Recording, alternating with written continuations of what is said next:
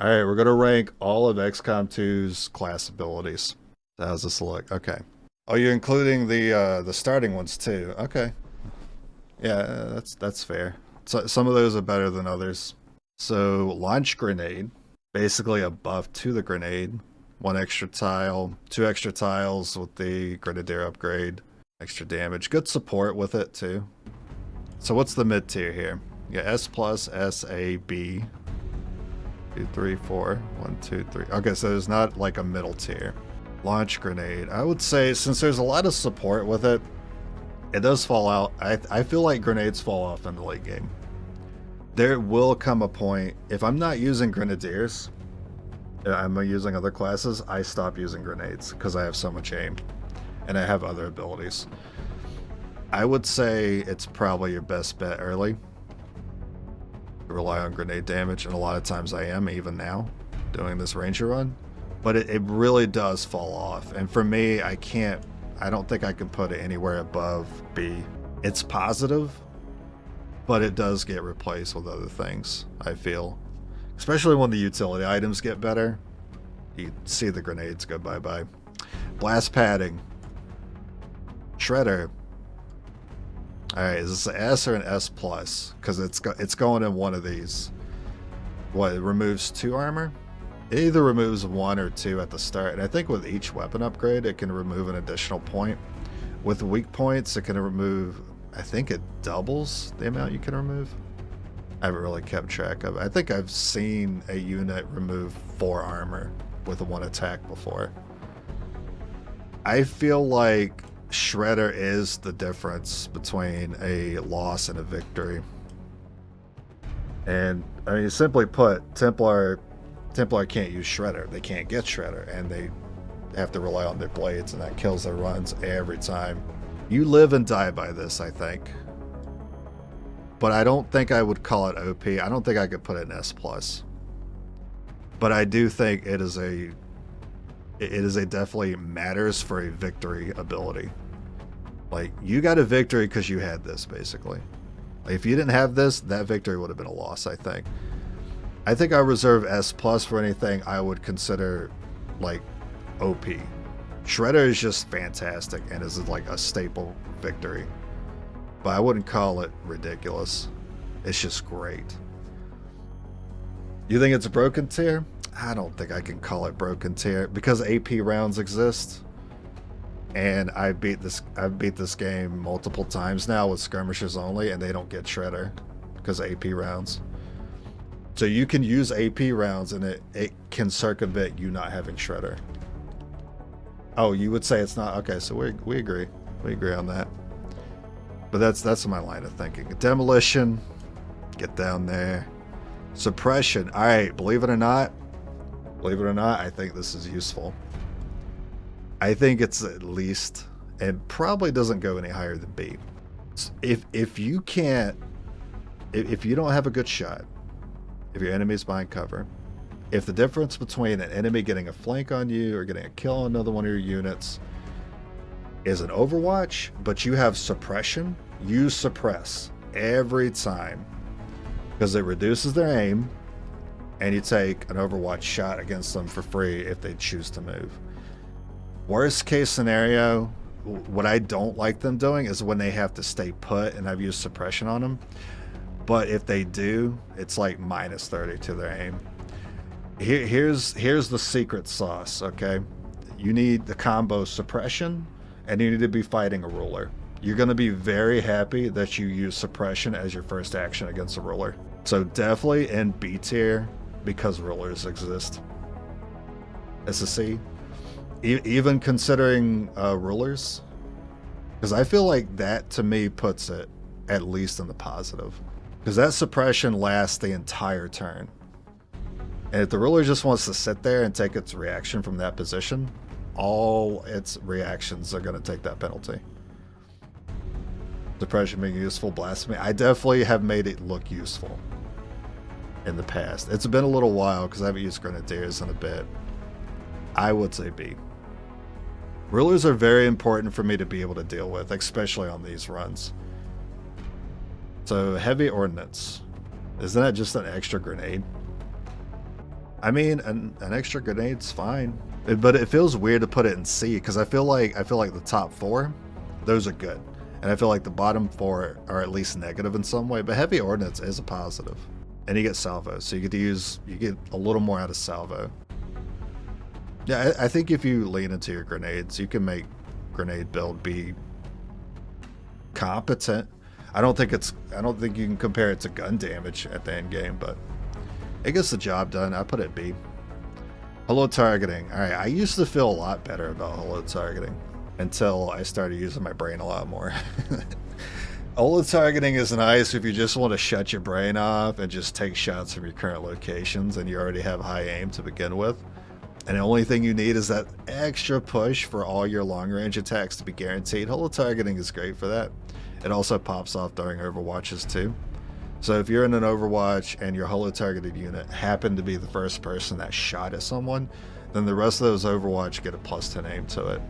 It's definitely not something I would go out of my way to purchase first over many other abilities. I'd say it's B as well. Volatile mix.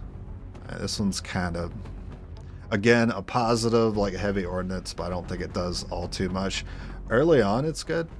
+2 damage, like from 3 to 5 is a big difference between usually not killing a trooper to guaranteeing you kill troopers. Even if you're not using a grenadier, I will usually pick up volatile mix if I have the option to, because having that guarantee is pretty hard to come by early on. I say it's B, but it's like B in the early game, and then it's like C mid game, and it's like D in the end game. It just gets worse over time. The little bit of extra damage. Really, the cover removal becomes more important later on than the damage that the grenades deal. But I think between the extra grenade, I think the extra grenade's useful later on. Volatile mix is more useful early on. Alright, chain shot, here we go. Now it's not rapid fire. So if the first shot misses, the second shot will not go off. So it has to be one tier below rapid fire, wherever I decide to put rapid fire. Blast padding is awful? Yeah, that's why it's down there. But this ability makes a difference. Being able to shoot twice, even at a -15, like, there's some classes I just don't give a F about the -15 aim. Skirmisher, Ranger. You get lucky, you get the hidden ability chain shot on a Ranger, forget about it. Chosen's done. But 1 armor, like, to be fair, it can make the difference, but it's F tier for now. I might change it a little bit. You know what? It's not as bad as demolition. I feel like demolition doesn't do anything. And even if it does something, there's always something else you can do that's better than demolition. So I'll put blast padding above demolition for me. And then we got salvo. Okay, salvo makes your first grenade free. Does this also include the heavy weapons? I think it counts. It's been a while since I used war suits. You think so? Having extra actions, especially actions that do damage, cover removal, and it makes a lot of sense too. Cover removal into being able to take a shot right afterwards is pretty good. But it's limited by how many grenades you can carry. And that's usually going to be 3. So you'll be able to take advantage of salvo. It's a lot of cost you put into being able to do one combo a limited amount of times. You need launch grenade, heavy ordnance, salvo, right? So you're grenadier basically. And you can use salvo 3 times. That's my issue with it. It's good, but it has limited uses. So if grenades were not a limited resource, because the damage they do later on just doesn't cut it anymore, then I'd probably put it in like A tier. But considering the grenades are a limited source, you either have 2 or 3 of them, I don't know, I might still put it in A tier. It can make the difference. For extra actions that do damage are hard to come by. And it just combos into itself so well, so you just salvo into being able to kill something with a chain shot or just a single shot. It allows you to run multiple abilities in a single turn. So you can salvo into chain shot, or you could salvo into Rupture. Oh yeah, can't wait to see that one. Rupture, it's great. Hail of bullets. How do people feel about hail of bullets? It uses 3 ammunition and guarantees that you hit the enemy with your attack, but it removes the crit chance. So you don't get the crit, even if you're flanking, if you're using hail of bullets. It's guaranteed to use 3 ammo, but it's always guaranteed to hit the target. How do people feel about this one? You think it's a solid A? I accidentally put it in A, but I am leaning towards A, because guarantees are hard to come by. They're easier to come by later on, so it does fall off a little bit, but it could be the difference between, it situationally can make the difference. If my avatar is far away, has full cover, and I have an 80-something% chance shot, I can just use hell bullets and not risk it. And there's a lot of situations like that, where there's going to be enemies a little too far away, you don't quite have 100%, but you really need it to be 100%. That does it. You just got to make sure to build for it, so you need an expanded mag. Considering you do have to build around it, so like expanded mags or an autoloader to be able to maintain the extra ammunition that comes with using it, I definitely wouldn't put an S. I do agree with you, it would be an A for me as well. Saturation fire, alright, get up there. Saturation fire, S+. S+, absolutely. Do you guys see the Skirmisher run? You guys see my Grenadier runs? You guys see any run where I have saturation fire? Forget about it. The game's over if I have saturation fire. If I only have one person with it though, the game's still going. But if like the whole squad's got saturation fire, it's probably over for Advent. So if you don't know what saturation is, cone of fire hits everything in the cone. Now it's not guaranteed to hit. That's where people get a little confused. You put the cone out there, the unit takes a shot at everyone in the cone. So it still rolls a chance to hit for everyone in the cone. And it's not a huge cone. It's okay. But the fact that you can get 3-4 attacks off usually because of saturation fire, it makes it pretty king when it comes to action economy, and why I'm putting it in S+. And not only that, but cover removal. And depending on what class you're using, what other abilities they have, it can combo with some ammo types. So I think stock it does not work with, but blue screen it does. So if you have 5 mechs and you have a saturation fire and that unit has blue screen and it's the end game, you're doing 13 damage at least. Like if you got a whole pod full of codexes, they're gone. 1 saturation fire, 1 unit, 1 ability. It's great for action economy. Rupture. This is the boss killing ability. This is the way I look at it. Rupture is the ability you use if you have a high priority target. And not just a high priority target, but like a chosen, a ruler, Sectopod, Andromedon, maybe? I don't know. Andromedon doesn't have that much health. Or a Gatekeeper. Any of those high priority targets or an avatar, you use Rupture on, and any attack that hits that unit after they got hit by Rupture takes +3 damage from any and all sources. So if you just do random bullshit go abilities after the Rupture, every one of those attacks and abilities will do an additional +3. You can Rupture someone and then have a specialist come in and use combat protocol, and instead of that combat protocol doing 4, it'll do 7 instead. It's kind of like the opposite of this one. Saturation fire is crowd control, Rupture is boss control. I think this is S+. Because I feel like once you have these two, you basically deal with all scenarios. Like any combat scenario. Like multiple enemies, and then like a high priority target. That's usually what it comes down to in most encounters. Alright, slash. Oh, fucking hell. Fucking slash. Get in C tier.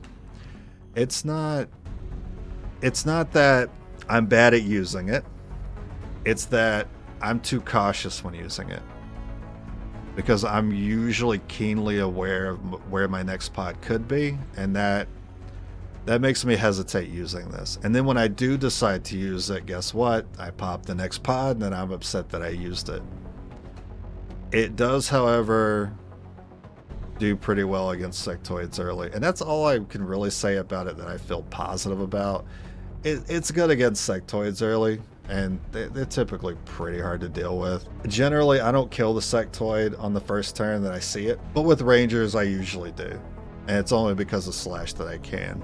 I still think it's down here somewhere. Slash being worse than suppression? Yeah, I would say it is.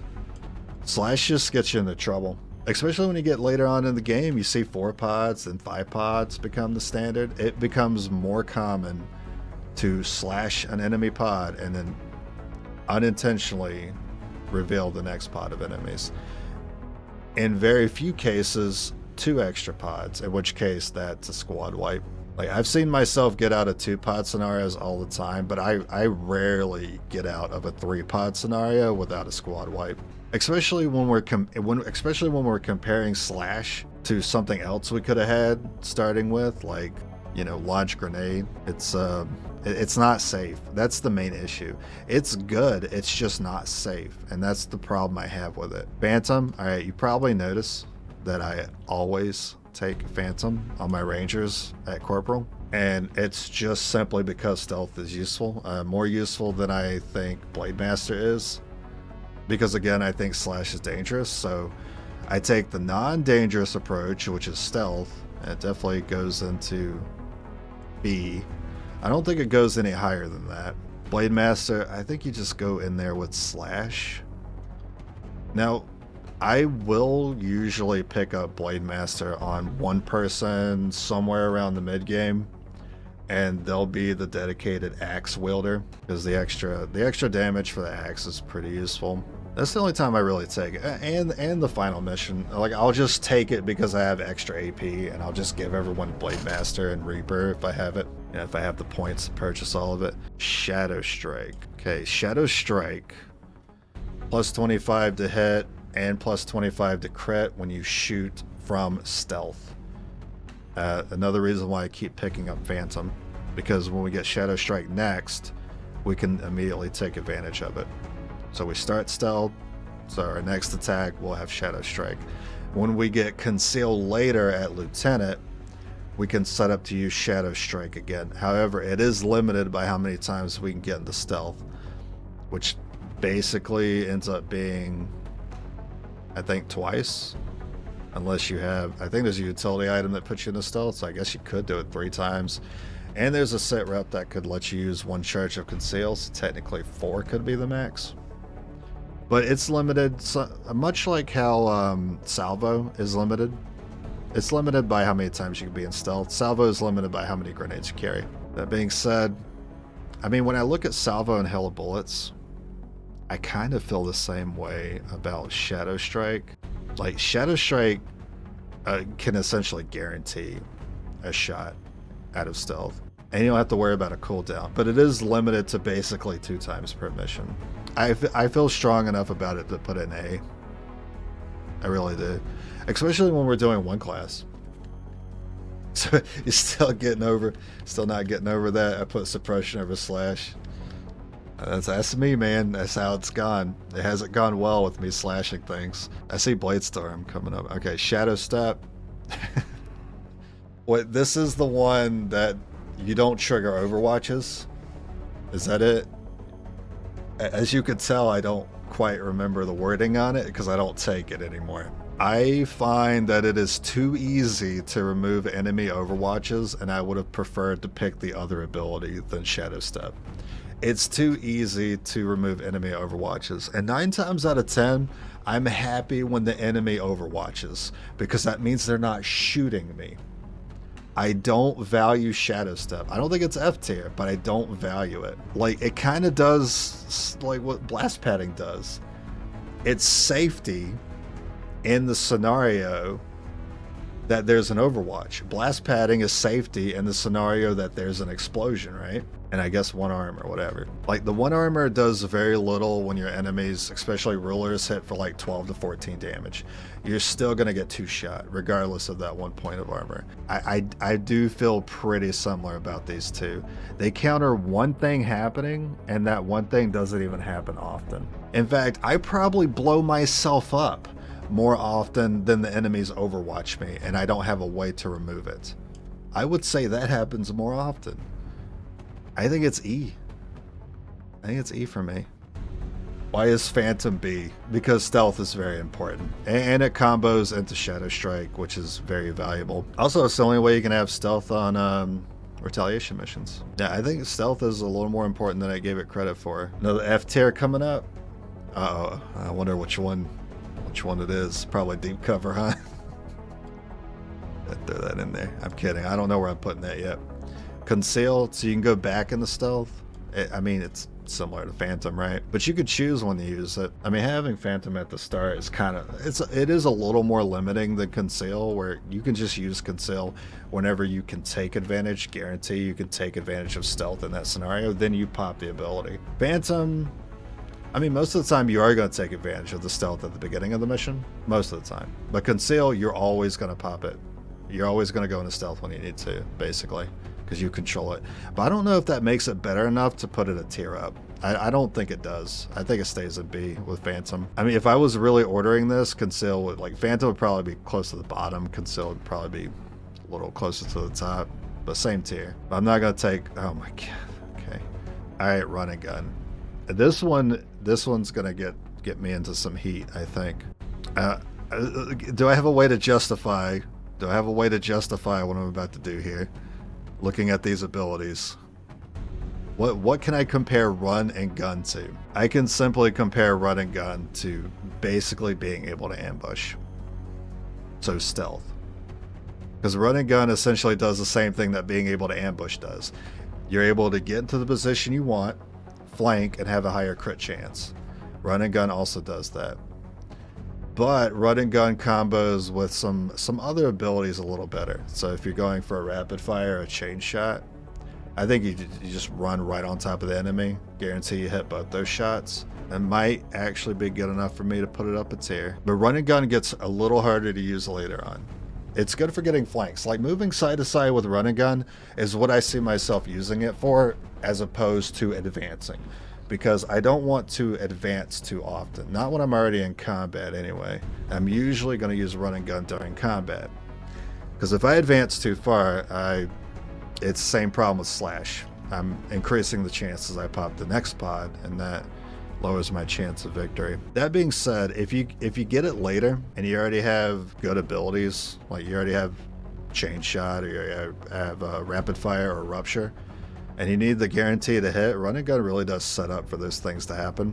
It's going in A. Do the order per tier. No, personally, I'm not worried about the order per tier. Yeah, I'm just worried about the tiers. Implacable. Oh boy. So Implacable is you get a kill and you get a free bonus move. Can you get more than one free bonus move with Implacable? Or do you just get one free bonus move? If it's only one free bonus move, if it can stack, then maybe it's my first D tier. But if it's only one bonus move per turn, then for me it's E. It's too situational. If I valued Slash more, I'm sure I would value Implacable more. But being that I don't value Slash too much, a single one, okay, that's E tier for me. Bladestorm. Now, despite me hating melee, I don't have to advance to use this melee. It's definitely not S tier. It could be A or B, comparing it to everything else I have here. So, a free melee attack to any enemy that moves within melee range of you. So just completely nerfs reinforcements. The light comes down with the reinforcements, you put your unit on top of the light. Chances are you hit every one of those units at least once. And it gets better when you upgrade it and you have a stun chance on the blade. It's so good when you have that stun chance. In fact, I wait until like the finale to fully upgrade my blades because the stun is so much better than the burn. Bladestorm's OP. I don't think it's OP. I really don't think it's OP. I think it's great, and I don't know if it's S tier great though. It has made quite the difference though, and in a lot of encounters it has been the difference between losing it and winning it. But so does everything else here.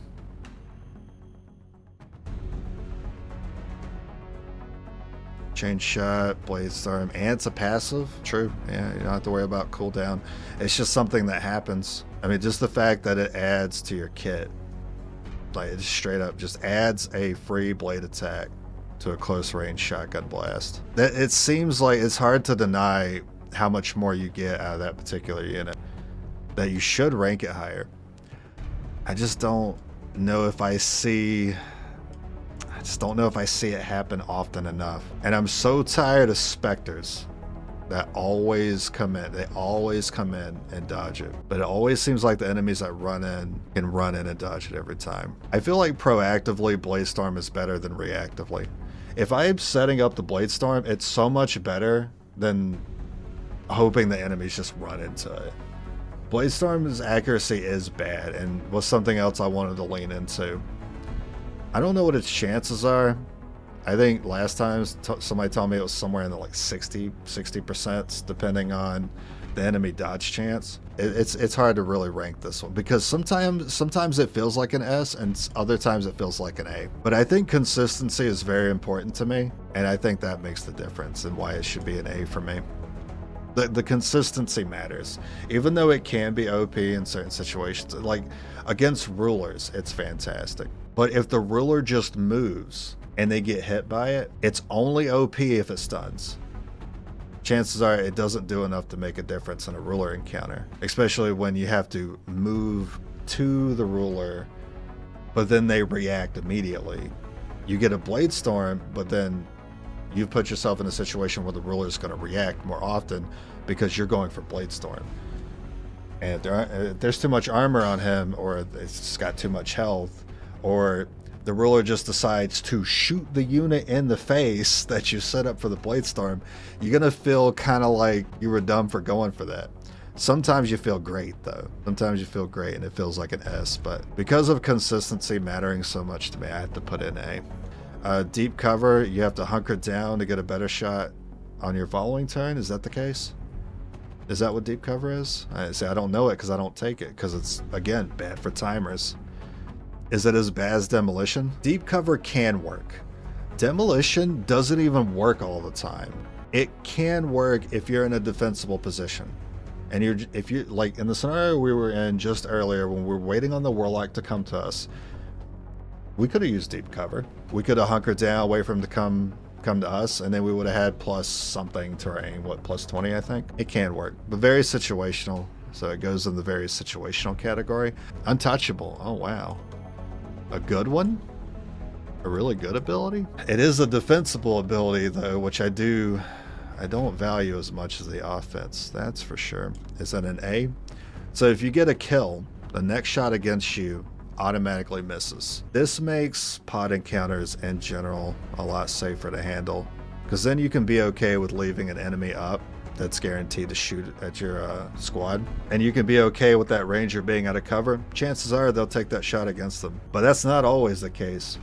You have 3 other soldiers that the enemies can target. Okay, in my situation, I have 3 other soldiers that the enemies will target. They, surprisingly, don't often go for the unit that's out of cover. They'll do something else, or they're a support unit and they'll just use their support skill. Or like it's late part of the game and they decide to use a guarantee hit ability on someone else that's behind cover, or it's a Viper and they decide to go pull someone else instead of dealing with the ranger out of cover.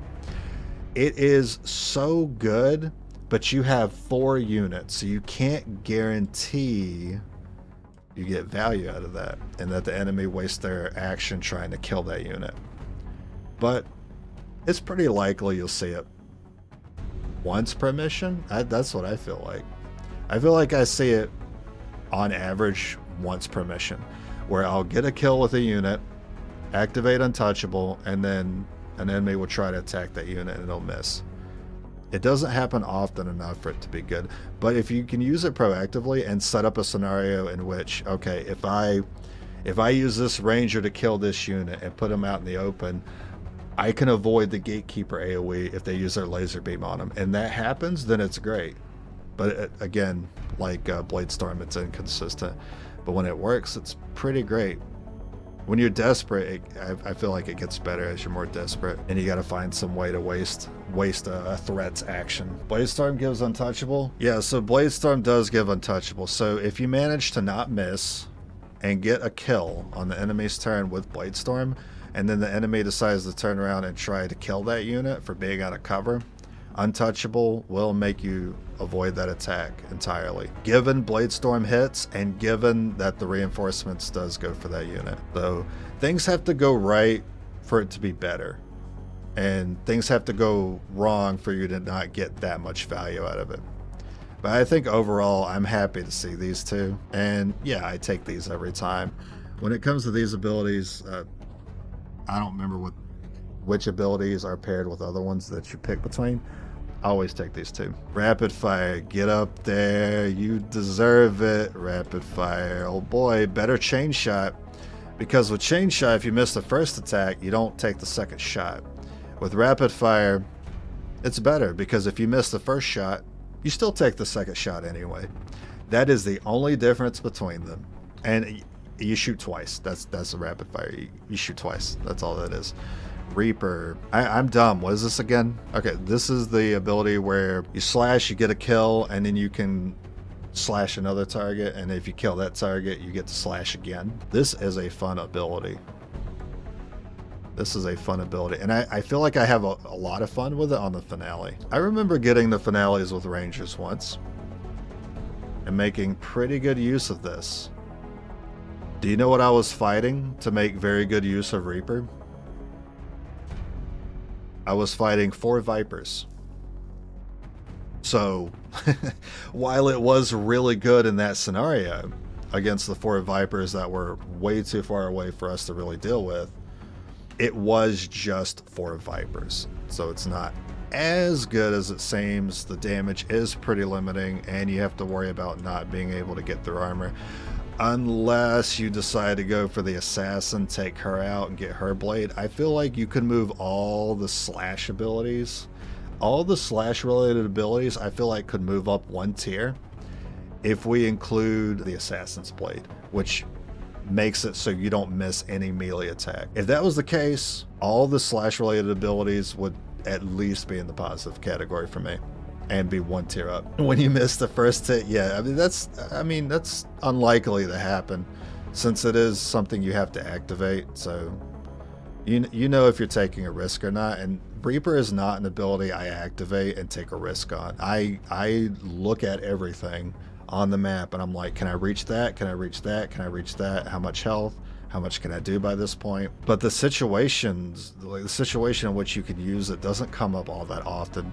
I find that Reaper gets used to deal with 2 enemies 9 times out of 10, not 4 enemies in the scenario where I had to deal with 4 Vipers. And that was the best use I ever got out of Reaper. The Hunter was there too. It was 4 Vipers and the Hunter. So I was able to Reaper, Implacable up to the Hunter. And then I think I rapid fired the Hunter. That being said though, it is quite situational. And it's not passive like Bladestorm. Bladestorm's just a value add just by taking it. You don't have to worry about making it work. It just works for you as long as it hits. But like Reaper's B, it's too situational. You don't think so? Yeah. Well, I haven't used it often enough to really see it. Impress me more than or even to impress me as much as these abilities. Anything that helps with action economy. Anything that gets multiple targets dealt with in a single turn. Reaper can do that, but that's the key word, is it can do it.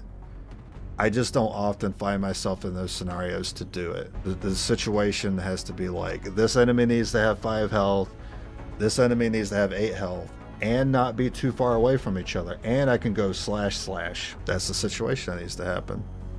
It doesn't really seem all that uncommon, but it is a pretty common scenario to see something that's basically full health and something that's generally weaker that's nearby. That's why I find that Reaper ends up taking out those 2 enemies 9 times out of 10, as opposed to doing anything incredible like Saturation Fire can do, or Rupture can do, or the consistency of Rapid Fire. I don't find it doing too much when I use it. Squad Sight. We're on Sharpshooter abilities. This is going to be easy. How do people feel about Squad Sight? Because I don't feel great about it. It's nice for scouting. It's nice for dealing with objectives from far away. It has its use. It definitely has its uses. But in general combat situations, I don't want to stay back and have to rely on Squad Sight and take a worse shot when I could just move up and take a better shot and not worry about the Squad Sight penalty. It is good in those objectives you have to deal with scenarios, and I feel like that's as far as it goes for me. It's the way I see it. Awful on timer. Yeah, awful on timer. I'm gonna see a lot of that here, since we're in the sharpshooter ability section. There's gonna be a lot of abilities that are just awful for timers. I don't know what I put in D. I don't know what to put in there. This feels useless. This feels situational. This feels okay. And then, like, what really goes here? I don't know. I haven't found anything to put in D yet. I don't think anything's really hit that category. And maybe something to come up. Long watch? Okay, so being able to overwatch with squad sight, yeah, that's also situational, but can be used in that situation when it comes up. Return fire. Same scenario. Another problem I have with return fire, if you take the attack and return fire lets you shoot back for free once per turn. So the enemy shoots at you, then you get to return fire back at them. It's either going to be with the pistol or the skirmisher, because the skirmisher can't get it. The issue I have with the skirmisher getting it is you have to maintain your ammo. You have to be very careful with your use of ammo when doing skirmisher runs, or just using skirmisher with return fire, because they only get 3 bullets unless you get expanded mag, in which case you don't need to worry about it. I think you can take return fire all day and be fine, but it is something to be concerned about. I think it does kind of hurt it a little bit. If they just return fire, it didn't use the ammo. But see, with the pistol, it's fine because they don't use ammo. But pistol's also kind of terrible. Unless we're talking about getting the hunter's pistol, in which case, I guess return fire, it would be our first D tier in that case. But we're not assuming we're going to have the item that makes that better. It's E. Deadeye. All right. I used to dislike this ability, but now I kind of like it. So what's the penalty? I think you do 50% more damage, and I think the penalty is like 20% of your aim. It's something like that. It's about 20% of your aim for 50% more damage. I mean, that definitely goes, like, that's Shadow Strike and Disguise. So instead of being stealth to get extra damage, you're just taking a penalty hit for extra damage. And it's usually pretty, like, later on, it gets better. You could support it with more aim, make Deadeye more consistent. I mean, you get to a point where it's going to be 100%. You're just doing extra damage with it. It does have a cooldown, I believe. I don't remember what the cooldown was. If it didn't have a cooldown, though, bro, that's freaking S tier. Or sure. Lightning Hands. Well, Lightning Hands is a free pistol shot on a cooldown. Doesn't cost an action. It's not situational. I mean, it is the pistol, which is kind of bad, but usually it's for picking off targets with low health. Yeah, picking off targets kind of makes me feel like it goes in the slash category, but slash does far more than Lightning Hands. I don't have to wait on a freaking cooldown. I think we have our first D tier. Templar, oh right, yeah, Templar can get it. I forgot about that. I think Lightning Hands is C, since it's always a positive, I feel. I agree that's always a positive. But I think if I looked at every ability, I think 99% of the abilities are always a positive, in which case 99% of the abilities would be B tier above. So I had to stop looking at it like that. So instead, especially now that we have this many abilities lined up, I can start comparing it to other things. Lightning Hands, I can't really compare it to anything. It's not situationally bad. It's definitely better than all this. It's just a nice little bonus. It does very little and is never useless. Deadeye Explanation. Oh yeah, Deadeye, where'd I put that? I find that it's something I rely on the later I get into the game. Lightning Hands does become amazing with blue screen, but I have to use a sharpshooter. It's pretty hard to do on these runs. But I agree, it's great. You get the Hunter's Pistol and the blue screen in there, and you get Fanfire, Lightning Hands, shoot for free as your first action, or you could shoot with the pistol as your first action. Lightning Hands, Fanfire. You can actually solo a Sectopod with a sharpshooter as long as you have all those things. So Deadeye is just a straight damage buff every, 3 to 4 turns, depending on its cooldown. When you get to a certain point of the game, and you have the aim to support it and basically have 100% to hit all the time. And with Rangers, it's much better if you're going for, if you're just going for those nothing personnel kid shots with the shotgun, you're going to Deadeye it every time. You're going to have 100%. I think there's a lot of situations in which you could take this. I think circumventing bad aim is pretty easy in this game. You can get elevation, you can hold a target, you can remove cover, you can use a PCS, you can put scopes on your guns, you can use bonds. It's pretty easy to get good aim to support Deadeye. I think earlier on, I feel like it's pretty good. I put it in B. And then later on, it becomes an A for me. But I feel like it's A more often than B. Death from Above. This sucks on Sharpshooter.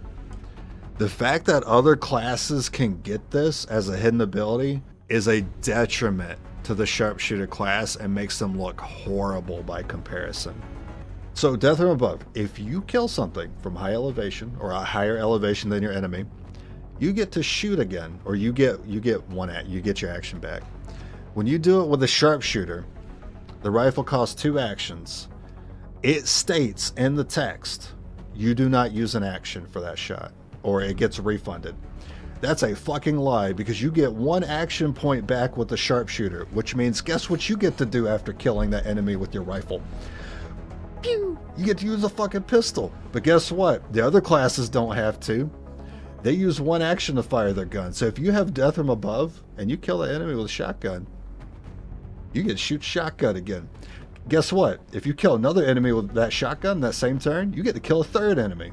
It can go infinite. If you have infinite enemies and you hit all those shots. It is an E for a Sharpshooter. But for everyone else, it's MasterCard. It's S+. Quick Draw. Quick Draw lets you use your pistol as your first action. And it does not end your turn. So you can Quick Draw, and then you can fire your pistol again. So you get the pistol twice a turn now. It's a passive. You don't have to worry about a cooldown on it. You just get to shoot the pistol twice a turn, as long as you don't have to move. I do feel like it's very similar. I think it's too similar to Lightning Hands. I think it goes in D with it. And just for context, anything E above is going to be a positive in some way. But I feel like E is definitely super situational. And I feel like D is so far between Lightning Hands and Quick Draw. It's always great. It's always, a positive. It's good to have, but it just does so little because the weapon associated with it does so little damage. Plus the range on it's bad. I feel like it's too similar to Lightning Hands. You guys feel that way about Lightning Hands Quick Draw? I feel like it's too similar. So Kill Zone lets you put down a big ass AoE triangle. Anything in that big ass AoE triangle gets overwatched on the enemy turn.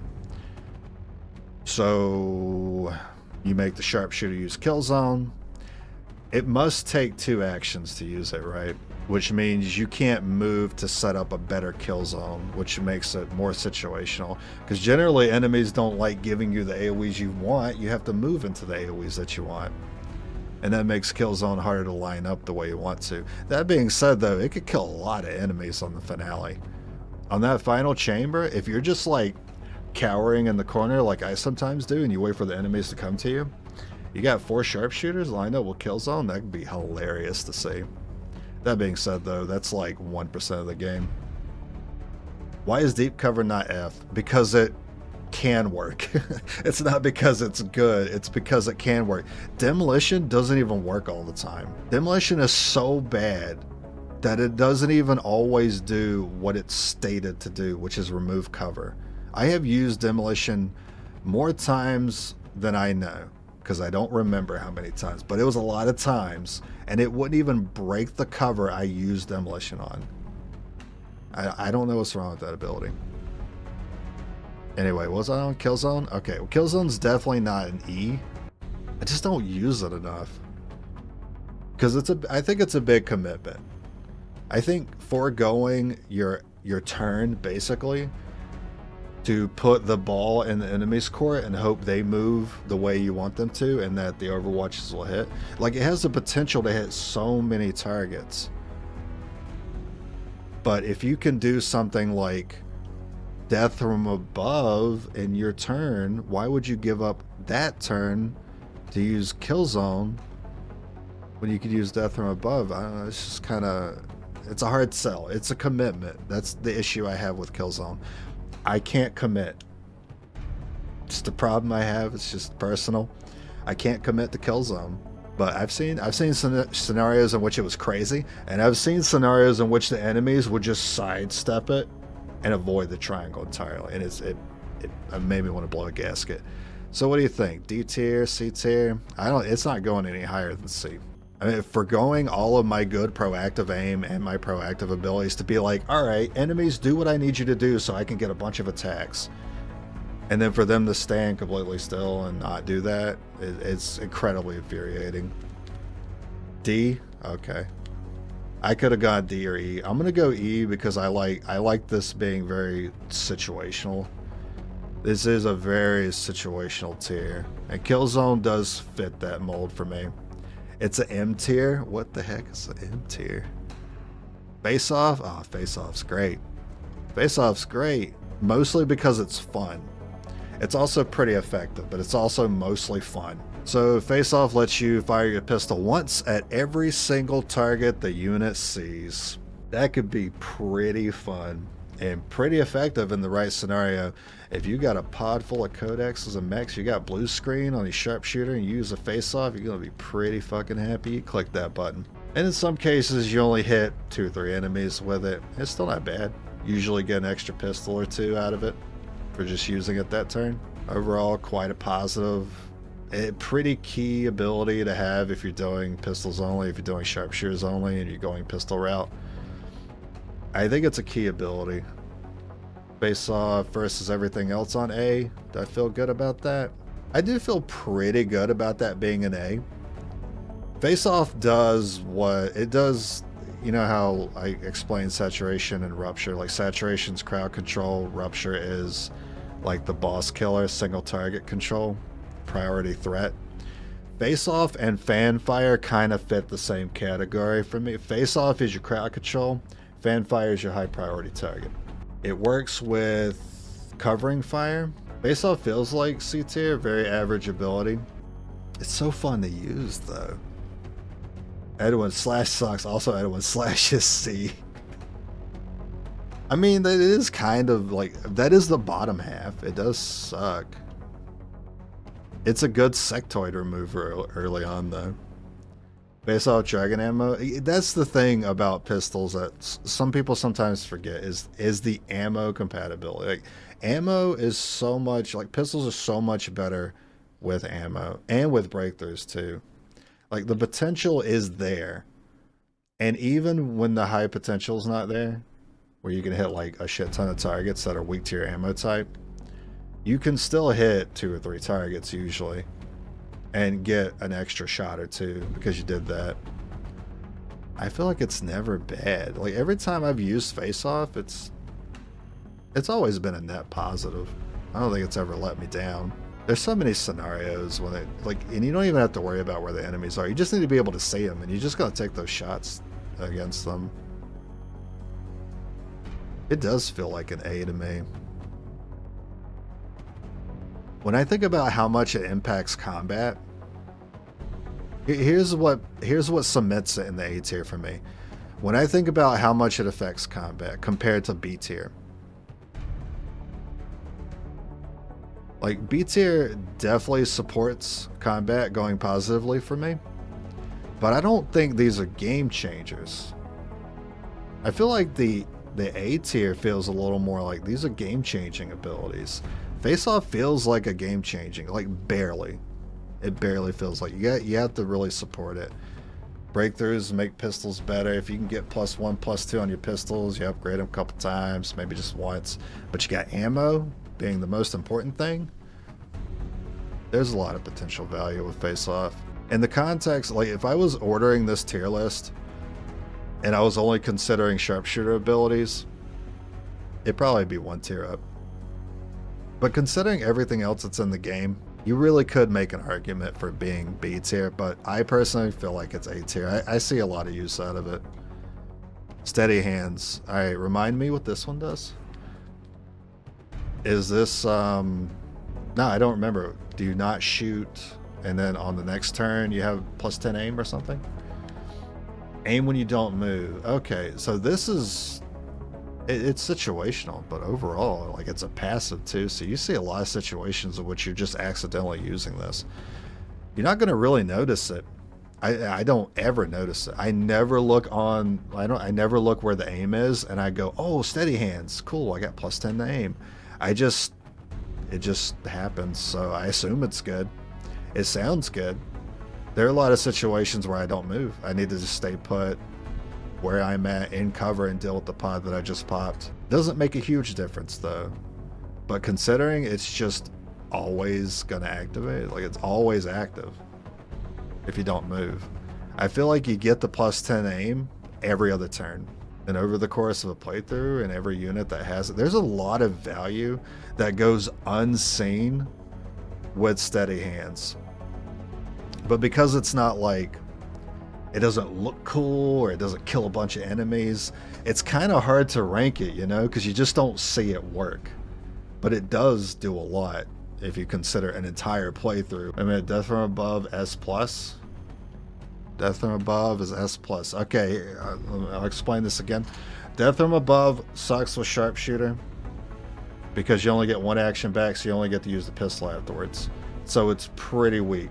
But you can get it as a hidden ability on other classes, in which case it's OP. You basically get to shoot twice if you have elevation, and you kill that unit. I think it's S+, considering it's a hidden ability. Don't move. Wait, do you get crit with steady hands as well? Is it crit and aim? Is it 10 and 10? Man, that's a hard one to rank. Wow. I rarely get sharpshooters up to this point, so I forgot exactly what the numbers were. Bladestorm? Okay, I can compare it to Bladestorm. I can compare it. So like Bladestorm, it's a passive, it's more value over time, the more enemies you hit with it. Like Steady Hands, the more enemies you hit with it, the more the aim actually helps.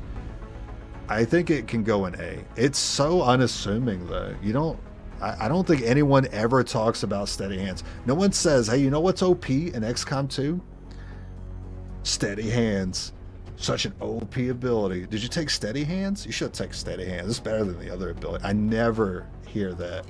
But now that I'm actually looking at it and thinking about the value it actually gives a whole campaign, there's a lot of value in it. And it being passive is very important too. I think it's A. What is aim? What does this do?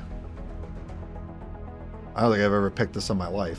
So, yeah, I kind of agree with you. Like, it feels like it's worse than A, but it has the impact that A abilities do. I feel like it does.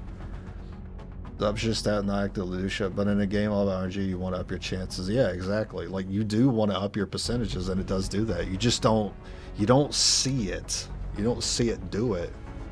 You just notice that you have a 100% shot, and then you take it. But a lot of times you're going to have that 100% shot because of Steady Hands. Yeah, anyway, what's aim again? So aim is... now I got to look up deep cover. Maybe I was confusing these two. Alright, I'm doing it. I'm going to put up the freaking wiki. I got you. Deep cover. If you did not attack this turn, hunker down automatically.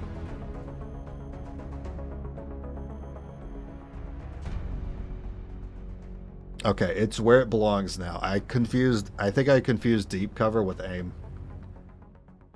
And then we got aim. Yeah, that's pretty dog water. Why is rapid fire S+ and chain shot S? Okay, so chain shot, if you miss with your first shot, you do not take the second shot. With rapid fire, if you miss with your first shot, you still take the second shot. So chain shot can have more downside. You knew it. If I have to, first of all, if I have to dash, there's a problem, right? If I have to dash to like be proactive, that makes sense. If I have to dash for combat, that's an issue. Now, that being said, it can have use, but it's like, I would never consider that as one of my options in combat. I need to dash to get into this situation or get to this spot to hunker down. I feel like I always have something better I can do than that. So even though it can be situational, there is always something I would take over doing that. Okay, anyway. Aim. Aim is... That's not the ability. It's literally giving me the information for aim. Stupid. I need the ability aim. It's like aim is your ability to hit enemies in XCOM 2. It's like, wow, no shit. Hunker down now confers plus 20 aim to the first shot in the following turn. If I'm setting up for this, and yeah, the same discussion I had earlier about what I thought deep cover was. Situation where I was waiting for the Warlock to come to us, or I'm waiting for the Faceless to come to us, I could see myself hunkering down. Or I'm waiting on the ruler. If I know the ruler's on the other side of that wall, deep cover. Blow up the wall, reveal the ruler, but I have plus 20 aim now. So aim, you could stay there in E tier. Still pretty bad, still pretty situational. But definitely very situational. Oh my god, I love me a bowl of this shit right here. Cereal, even better on other classes than the sharpshooter. This can do what saturation does, but with a lot less limitation, because saturation has the AoE. Cereal just says, hey, if you see that target and you kill that target, you get to go again. And you go find another target, you kill it, you get to shoot again. Saturation is, you see those enemies? Are they in your triangle? No? Okay, well, you only get to kill the ones in your triangle. Cereal doesn't care. Cereal just lets you kill whoever you can see. You gotta make sure you kill them, though. That way you get the shot back. Then you can take a shot again. Oh, yeah, absolutely. Yeah. If there was a tier above this, would I put it above it? I don't know. What would I consider the best ability in the game? Let's see. We still got more to go through here. Fanfire. This goes with Chain Shot, I think. The thing about Fanfire, and here's where I've run into a little bit of an issue, because I know immediately in my own head, Fanfire is better than Chain Shot. I know this for a fact. I know it's better. It can't be on the same tier. Sorry. I was confusing Chain Shot with Face Off. I meant Face Off. Sorry, I was talking about Face Off. It goes in the same tier as Face Off, but Face Off needs to go down one, I think. I do feel like Face Off could be some weird position in between. I do. Sorry, their emblems are a little similar. Got me confused. Yeah, right. Yeah, I was talking about Face Off. My bad. All right, Aid Protocol. Yeah, I mean, this gets better when you get the other ability to support it that gives you the free Overwatch shot. Aid Protocol is just something you can do every turn, and then when you get the ability to grant a free Overwatch, Aid Protocol be used every other turn. I forget, is Aid Protocol something you do by default? You can do every turn, or is it every other turn? It's every other turn by default, okay. Well, I think that affects it. I think that affects it negatively. I thought if it was every turn, it'd be a little better. Where did I just stick it? E? It's definitely not E.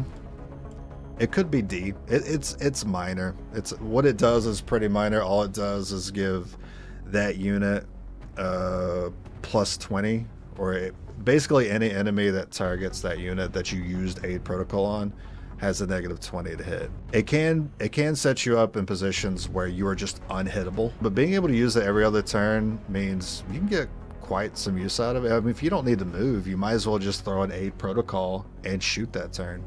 If you already have your shot, or you have the grenade you're going to throw that turn, and you don't need to move, Aid Protocol someone, and it's just a value add-on. Feels like D tier? Yeah, I agree with that. Yeah, for sure. Good versus melee units, keeps low HP units safe. Yeah, it definitely has its situations, but it can be used pretty frequently. I think it's as impactful as these. Like, I mean, these aren't bad abilities; these are good abilities. Like, just because it's D tier doesn't mean it's bad. There's a lot of good stuff in XCOM. Really, really, I feel like E and F is where all the trash is. It is starting to pile up down there a little bit. Hack. All right, I am not. I used to swear by hack. I used to make every specialist a hacker man. That was just my style. I love countering mechs. I love blue screen. I still do. But when you can just kill them with blue screen, it's hard.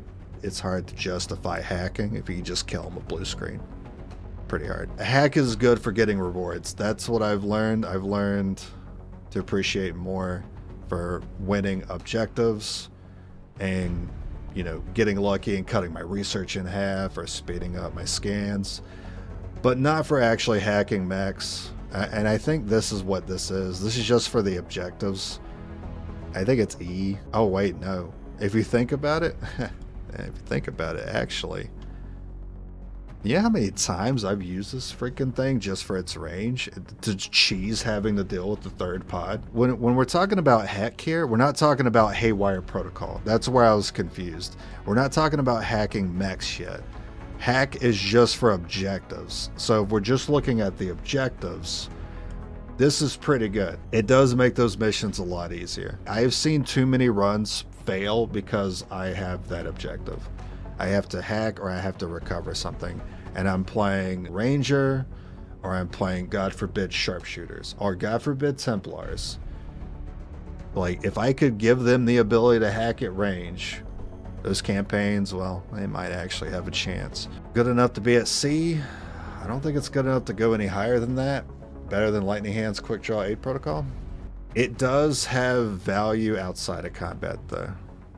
Like, if we're not talking about skipping that third pod, or at least not being caught off guard by our last pod that's usually hovering around the objective, I feel like most of its value outside that is going to just come from winning objectives and getting the reward from them. And those can be game changers. I feel like could be C or D. I feel so strongly about the range on it. I got to put it C. It just makes those missions feel so much safer. You also hack the tower. Yeah, then you don't have to worry about losing your stealth to them. That's true. But I often won't take the chances on those because it's almost never worth the risk to try to go for it if there's a failure. Like, if it can increase enemy defense, forget about it. I'm never going for those. Not unless I guarantee it. Usually takes about plus 40. It usually takes about plus 40 to plus 40. Sorry, I just said that twice. To plus 60, I meant to say. For me to decide, okay, I'm using you to hack robots now and hack towers. Because it's almost never guaranteed. In a desperate scenario, I would hack one of those towers, yeah. But that means we're in a losing position. It can help. There's been a few scenarios in which it's recovered my entire squad's action economy, and that's saved me a couple. So medical protocol, oh man, you get up there, you know it's busted. But how busted? It's not that busted, but it's great. Here's the way to look at medical. It's easy to look at, being able to heal 4 to 6 HP, kind of meh, right? The way you should look at it is if you heal that damage, that enemy just wasted their action. So anytime you heal off damage, that enemy has lost a turn. So if you're worried about always leaving an enemy up and always taking a shot at one of your units and they're always on low health, but then you're just going to heal it up next turn anyway, you can do every pod like that and never lose a unit ever again. It's a lose a turn ability, the way I see it. I used to not look at it that way. I used to, healing, that's kind of lame. And then I started using my resources a little more cleverly, aka my health. And I will oftentimes purposely use people as meat shields and hope that the enemy targets them as opposed to someone else that needs to be safe. And enemies will waste their attack, not kill the unit. They heal back in 2 weeks and they go back on the next mission. Medical protocol makes an impact. Is it A tier though? I think like steady hands, there's a lot of value over time. But should it really be A? Can it be A? Doesn't that just feel so wrong to put medical protocol in A? But I've seen it happen so often. It just, enemies just keep trying to kill my guys and they can't do it because I never let them not be on full health when I'm doing specialist runs, and they rarely kill it. They have to be able to one tap that unit, because as soon as I get my hands on them with the needle and the insulin and the bandages, you're never killing that unit again if I medical them. Usually choose combat. Now, I do usually choose combat, but I pick up medical later because it becomes better once you get to the mid game. And then once you have lieutenant as well, so you got field medic. So every time I get a specialist, I hit lieutenant and I get field medic, I immediately buy medical protocol on everyone who's lieutenant. And then my game plan changes. Now it's all about, okay, if I get hit now, I'll be safe. Yeah, I don't mind using my health as a resource. I do not get scared when I take damage in this game. I get scared when I realize the enemy has the potential to one-tap somebody. That's what I'm most worried about. I'm always worried about getting to the next armor upgrade so I can avoid that possibility. But if I'm not worried about one-tap, I'm definitely not worried about two-tap if I got medical protocol. I've seen the enemies essentially not be able to touch my squad because of it. I think it makes that much of an impact. That's A tier for me. Yeah, hurt you if it's dead? True. But specialists aren't really known for their damage output. Not until you get to the Overwatch insanity. So when I'm doing one class runs with them, I kind of have to go that route. And saying that it works so effectively counters chrysalids basically entirely.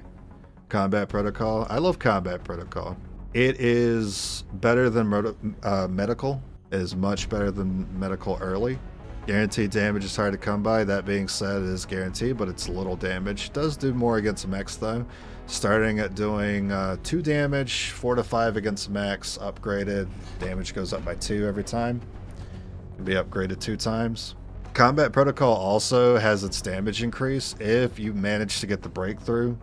So if you have the final gremlin, right? So let's say you get the second upgrade for your gremlin, and then you get a breakthrough for +1 damage on plasma guns, plasma weapons. The combat protocol also goes up by +1, so you can do 7 with it in the late game. I do get quite a bunch of use out of it, much like medical protocol, but more than medical because sometimes we're doing good in combat and I don't need to heal up. Didn't I say I was going to speed through this pretty quickly? It's been well over an hour. I think it goes in the same tier as medical. I think it could. But see, it's limited to 2 charges. But when you need it, when you need the guarantee, it's great. But it runs into something else in the game that also kind of does the same thing, and that's stocks. So early on, combat protocol is not as important if you manage to get an advanced stock or better somewhat early, sometime before the mid game. But then when you're not using stocks later on in the mid game, late game, I feel like I start switching off the stocks. Combat protocol gets better again. Yeah, I think it's A. I think it's actually A. Rapid fire or serial better? I feel like serial isn't serial's cooldown slightly longer by like 1 turn? Yeah, medical heals poison, burn. I think it pretty much heals all dot. Yeah, most importantly is the chrysalid poison for the gate mission. It doesn't matter what class I'm running, if I get to the gate mission with all the chrysalids on it, I am going to have upgraded medkits, and everyone is going to carry an upgraded medkit on that mission. That's tough. I don't know which one I like more. Between rapid and serial. I'm going to continue here. Revival protocol. This is situationally good. Like when the situation calls for it, you're going to wish you had Slash, Blade Master, Hack. Revival is in the same category for me. I think what it does is better than what D tier does. Sure, the situations might come up less often for it, but it makes such an impact when you have it and you need it because one of your units got knocked unconscious or they're bleeding out. I don't know if it helps with bleeding out. I think it uses a medkit charge for the bleed out, but if they're unconscious, you can revive them. And most importantly, when the Chosen dazes a unit, revival works, and you don't have to worry about them losing that action. When you pick someone up and the Chosen just knocked them out, they lose an action every time. But if you use revival protocol, they get both their actions, and there's no chance that they'll wake up and be disoriented. Also works on a mission where a soldier is knocked out. Oh yeah, there's the Lost mission with the machine gun, and there's a soldier at the end of it that's knocked out. If you have line of sight on that knocked out unit, you could just revive them from a mile away. That's pretty cheesy. Yeah, it's C tier for me. It's great when you need it. Haywire protocol, another ability that just kind of gets outclassed by just killing the enemy with blue screen. When I was talking about hack earlier, I was bringing up hacking mechs. That's what this is. So if you got a good hack stat, chances are you have a pretty good chance to hack them, and you can usually choose between two options. I think it's always either stun or you can control the unit. I don't think the control is indefinite. I think it's probably like a couple turns or something, but it's always a pretty low chance to get it. And then the stun is usually likely you'll get it. But if you fail to get any one of those to happen, then the unit actually gets fucking stronger. So I don't opt to take that chance. I just shoot them with blue screen. Right next to demolition, I could say it goes there too, personally. But there is one exception. When I talked about a soldier getting enough passive hack, it can happen one day. Sometimes you get the offer, you get the objective, recover the item, you hack the thing, and then you get plus 20 to your hack stat. You get a couple of those and you have your gremlin fully upgraded. I think you pretty much have 100% to stun anything with Haywire.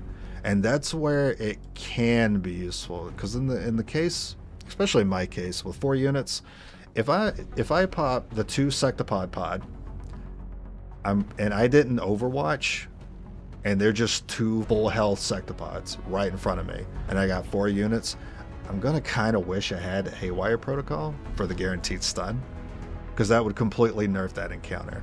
And that's where it can be good. I can't put it in F because that scenario has come up a couple times. Field medic, stick that there. I think it's 2 extra charges. I think it gives you a charge of healing, and then if you have a med kit equipped, it's 2 extra charges. I don't quite remember the wording. Basically, I take this every time. I take this in combination with medical protocol. That way I can heal at range. By the way, you need medical protocol to heal at range with the gremlin. If you don't have that, you can't do that. So if you don't take medical protocol, but you take field medic, then you still have to be adjacent to the unit that you want to heal. I feel like it goes in A tier with medical protocol. I think in order for any, like, between these 2 abilities, they have to both, the unit has to have both of them for both of these abilities to be an A tier. That's the way I see it. If not, though, probably B for both of them. Like, on their own, I think they're probably like B, but together, they're A. Scanning protocol. Like I said, I used to swear by not making a healer specialist, and I would take scanning protocol every time. It's not F, but I think it's E. So scanning protocol drops a rather large AoE around the unit that activates the ability, and it'll scan the region around you, and it'll mark any enemies. That's all it does. I think early on you only get 1 charge of it, but I think when you max out your gremlins, you get 2 charges of it.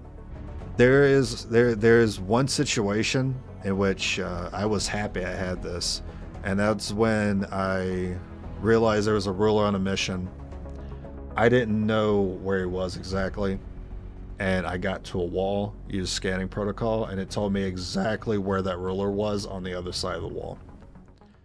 Nowadays, I don't feel like I need scanning protocol to find the ruler that way. If the ruler is that close and you're getting the sound cue, you know, the little waves when the enemies are making noise, I generally find that I know where they're at instead of needing scanning protocol for it, but that's a situation where I found it useful. It's also useful in the UFO mission. You know, the supply raid variant?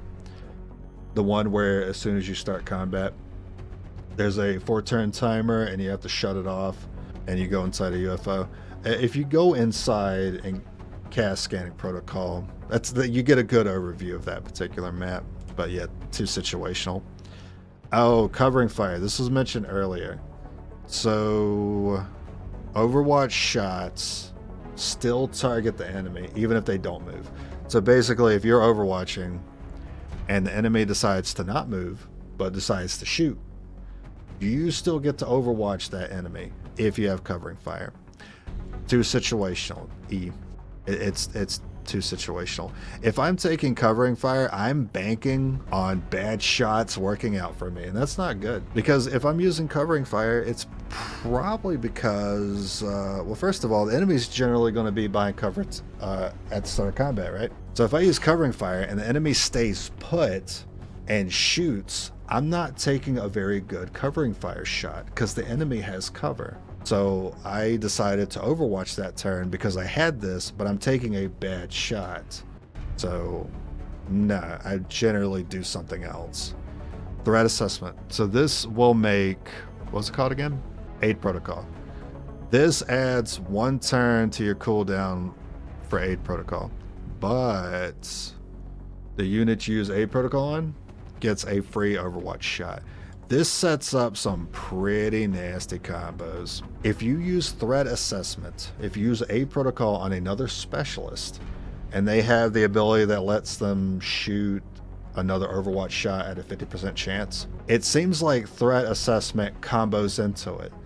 So even though threat assessment says you get 1 covering fire shot, they'll do their covering fire shot, and then that unit will then roll a 50-50 and then maybe shoot again, and it can keep going, keep rolling the 50-50 until they run out of ammo.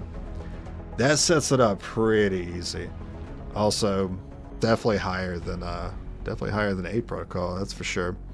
Is it better than revival? It is better than, it goes a tier above revival for sure. It gets used pretty often. As for its impact, it does have similar impact to other abilities in this tier, I would say. Is it as good as Bladestorm? Does it go in Bladestorm tier? In the A? Probably not. Yeah, probably not. Because at the end of the day, you are relying on overwatches to get value out of this. Your overwatches will be pretty good by that point. Ever Vigilance. Oh, there's Guardian, by the way. If you dash, you get to go into overwatch at the end of your dash. That is pretty good, actually. If you're in a scenario where you plan on overwatching anyway, or you need to catch up to a high priority target, a good example would be the general. If we're chasing after the general and we're running out of time and he's about to evac and we have to dash to be able to see him, Ever Vigilant is good in that scenario, and good in scenarios where we have to dash to run away and wait for something to chase us. That can also be good. Assassin would be a good example of that. Faceless would be okay. Still, it's too situational. It does feel like having an extra action, but those actions aren't particularly great. Like dashing generally isn't great, it's a last resort. And overwatching is generally okay, not great. I think that's what really brings it down. And comparing it to Guardian coming up, it's kind of hard to not take Guardian every time. It's just too fun. I don't know if I want to E it, but the problem is I never take it, so I need to put in E. I never take it because Guardian's here. So Guardian, for those that don't know, this is a specialist ability. If you take an Overwatch shot, there's a 50% chance you'll take another Overwatch shot. This gets so crazy on the finale. This is key success ability. This is the ability for maximum success on the finale, leading up to the final chamber is Guardian. So you go in the Overwatch. Generally, we overwatch just about every pod before we get to the final chamber. It's usually how it goes with me. So I'm always getting value out of this. This is always going to proc at some point. And on average, you got 4 units. That's a 50% chance. You're getting 2 extra Overwatch shots. You do that over the course of one finale. That's like 16, 20 extra attacks you took with Overwatches. And that's before you got to the final chamber. And then those 50-50s can lead, that could go into another 50-50. It doesn't just they roll one 50-50. They roll a 50-50, and then if they hit, they roll a 50-50 again. And if they hit, they roll a 50-50 again. And it could just keep going until they're out of ammo. This has the potential to get crazy, and it usually does on the finale, especially when you're doing only specialist runs. I've been able to get a deathless playthrough because of a combination of this, just using specialist in general, but that definitely helped for the finale. The only time I ever went deathless with 4 units on Legendary Man was with specialist, and partially because of that. That helps their action economy because they don't really dish out as much damage as other classes, but this helps circumvent that. Is it A tier? It does kind of feel comparable to Bladestorm. I feel that it does. It does get that kind of like extra value over time. The longer missions go on, the more enemies you have to deal with. The earlier you get it in a playthrough. If we're talking fun, this is like S+ tier fun level. I love watching Overwatch shots go off. But in terms of actual effectiveness, I think it's S. I actually think it's S. It just adds value to overwatching. When I think about its effectiveness, I feel like it's S for me. But it's also it could also be A. Like think of even look at Chain Shot. Look at this right here. One extra shot every. It might be 4 turns. Let's say 3. One extra shot every 3 turns, or 50% chance to have an extra shot every turn, especially when you're on a mission and just overwatching is just popping off for you. Or you're like me and you just have that defensive playstyle. You have that very aggressive Overwatch playstyle. I feel like I get a lot more value out of this than most people, which is why I'm gonna rank it S. That's how I feel about it. When I look at everything else here, some things it could be compared to, like I feel like it could be in the same tier as Bladestorm. I feel like Bladestorm's like the best of A, and then Guardian's like worst of S. That's the way I've seen it impact me. You don't play like that? That makes sense. Restoration. So the 2 final abilities for specialists. Restoration. Oh boy. So this is a med kit heal for every unit of the squad. I do remember this only costing 1 action. Like this doesn't end your turn. So you can restorate, and that's part of what makes it better. You can restorate and you can still shoot that turn. Or you can move that turn, or you can give someone, most of the time I give someone aid protocol. So I get someone else into an Overwatch chain. So I'll restorate and then send an aid protocol out. This is pretty high, but it is once per mission. And most importantly, it's kind of overkill if you think about it. You got 4 specialists with field medic, medical protocol, and restoration on top of it. That's pretty unkillable. It does, what's the word? Is it sunken cost fallacy? Diminishing returns. That's the terminology I was looking for.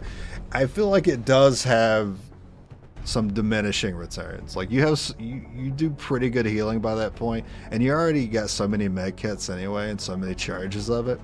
You don't need this, but in the case you get AoE'd by an Andromedon, you're gonna wish you had it. So honestly it could be C. It can have the same kind of impact Revival does, where in the right scenario it's the best play. It is great. When you need it, it's S+ when you need it. Capacitive Discharge, not so much, but it's nice to have an AoE on a specialist. So this is your other ability, your other final option for the specialist, where you drop a circle wherever you want it, and it does electric damage. So it does more against mechs. The circle is actually not that big. I think it's as big as like the grenade. I think it's about that size. I don't remember its damage off the top of my head. It's like 7 to something. It's not incredible, but yeah, again, nice to have in the right scenario. It could be great. It could go right here with restoration. I'd feel okay with that. I do use it because it's just, it's just damage. You place the AoE wherever you want it, and that's kind of hard to deny. The fact that who doesn't love a blaster bomb? Who doesn't love to just, I need the circle to go right here, and all you gotta do is click it. You don't have to aim it. You don't have to worry about having line of sight. Well, you might have to have line of sight, but you don't have to worry about anything blocking it. You're like, I need it here, so that's where I'm gonna put it. Capacitor discharge is similar. I need it here, and it's even better if it's mechs, and you put it there. And I'm gonna use it every mission. There does come a point where we're doing well on our missions. I don't even use it, and I'll just throw it out there just for fun by the end of it. Actually, that ability is OP if you play normally, especially on chosen chamber fights. Yeah, restoration is very good. It's very good for chamber. We don't do chosen chamber fights because it's too dangerous with only 4 units. So it's an incredible risk for me to risk my campaign for taking out 1 chosen just to get, you know, a slightly better weapon or an incredible pistol, which I wish I could have every time. Soulfire, oh no, we're at Psi units? Can I just put Psi units here and put it all in S++? Soulfire, guaranteed damage. Can't this suck health too? Yeah, with Soul Steel it can. It's going to be weird to judge some of these. I'm not too familiar with the Psi operatives. I purposely do not use Psi operatives. I stopped using them because they made the game trivial. Yeah, even on 4-man runs, they make the game trivial. Sustain, nah. I don't think I'd put it in restoration tier. I'd put it in D. So instead of dying outright, you'll get dropped down to 1 HP. You go into stasis and then you wake up next turn. Nice to have, but rarely. I don't think I've ever seen it get used. If you're running Psi operatives at this level, you shouldn't even be seeing them use sustain. You have so much free damage on cooldowns with this class, it's ridiculous. Soulfire, similar to Combat Protocol. Where is Combat Protocol? This is getting packed. Hey, okay, so I like guaranteed damage. Doesn't counter mechs, but does sap health later on. So it's a way to self-heal without running mech kits. Pretty cool. I'd say that goes in there, but Soulfire, despite it being like pretty good, and yeah, I agree it belongs in A tier if it has the Soul Steel. There are actually better things than that even when it comes to Psi operatives that I rarely use that ability, even though it's great. And that leads me into Soul Steel, which basically makes Soulfire the damage. You also heal for that damage. Insanity, okay, you know the Mind Spin ability that Sectoid uses at the beginning of the game? That's what Insanity is. It has a chance to panic, mind control, or do nothing. I think it usually does something though. Inspire, this gives 1 other unit within line of sight an extra action. I love Inspire. Because I also love Combat Presence, which is the same thing but for Skirmisher. So this would go, if you want to get the most use out of something like Inspire to give a unit another action, you use that unit first, you do all the damage you can with them, do whatever their best move is, and then when they're out of actions, you use Inspire on them, and they have 1 action left, and you get the tab back to their turn and attack with them again. Because if you Inspire first, they'll have an extra action, but then if you shooting ends your turn. Or some abilities will also end your turn, just like shooting can. Where would I put this? B or A? I could definitely see myself using it more than Soulfire. But again, Inspire doesn't get used very much when you're running Psi operatives because you're probably just dropping down the AoEs because you don't really need that when you got AoEs. But I can't argue, that's great. And if I had Combat Presence on here too, which is here somewhere, I would put it in the same spot. I just got to remember to find it later. Stasis. This allows you to put an enemy into stasis, similar to what the priests do. So usually the priests first turn they do 1 or 2 things: they mind control or they stasis. That's this ability. So you basically make the enemy do nothing for a turn. You make them lose a turn. Pretty weak against most enemies, but for high priority targets it could be the best option you have. I would also put that in A. I still find that I don't use it that often, but I do use it more than Inspire and Soulfire. Not S though. I don't think it's better than those enough to be S tier. Again, it's the AoEs. That's what's going to go in S tier. Insanity is the mind spin. I think I forgot to put that somewhere. Weak move. I think it actually does damage, doesn't it? So sectoid mind spin, pretty weak if you're this far into the game and you're relying on this. I suppose if you got nothing better to do, it could be fun to see if you get a little free mind control for a couple of turns. Sanity is going to go pretty low here. I almost never opt to use it except for fun. Just like how I never see sustain get used. I put it in D. It's definitely not E tier. There's definitely plenty of situations to use it. It's just kind of weak. Stasis shield. Okay, now I'm confused. There's stasis shield and stasis. Well, okay, that's the ally one. Oh, okay. Yeah, we're going F tier. Solace. What does Solace do? I think Solace is the one that makes you immune to negative mental effects as long as that psi operative with Solace is close by. I believe that's what Solace is. And then Schism. Insanity now does a small amount of guaranteed damage, 2 to 4, and applies Rupture, which is a debuff that adds all damage after Rupture. It adds +3 to all damage the enemy takes. Okay, the Rupture part definitely helps it, that's for sure. So Solace, removing all negative mental effects. Pretty useless on the final mission because I give everyone mind shields. But outside of the final mission, I guess it's just a nice plus. I mean, it is very situational though, but it's also a passive, so it's not like it's actually bad. I mean, nothing really here is bad.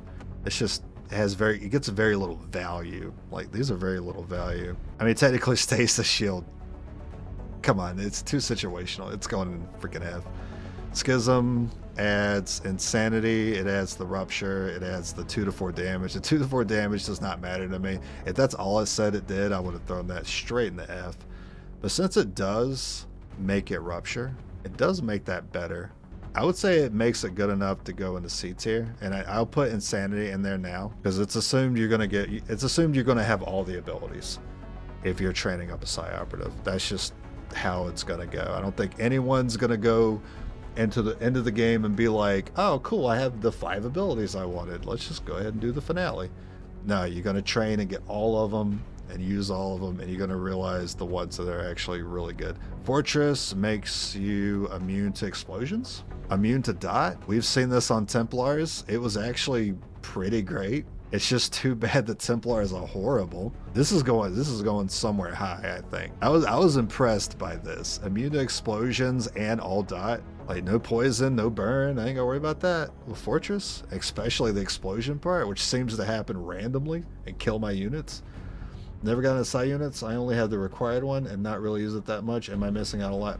You are missing out on a lot of cool abilities, and they're very strong. But I have experienced it that way. I don't really have to experience it again. I have my fun with them. Now that I know that they're very strong and OP, I don't use them anymore. Because I play for challenge is my fun now, and they make it a little too easy. Oh, something I forgot to mention about Rupture, I'm going to get to in a minute while I decide where this goes. I do feel like it's A tier. It's not S tier. Even though Fortress does seem situational, the situations, you can put yourself in different situations because you have Fortress.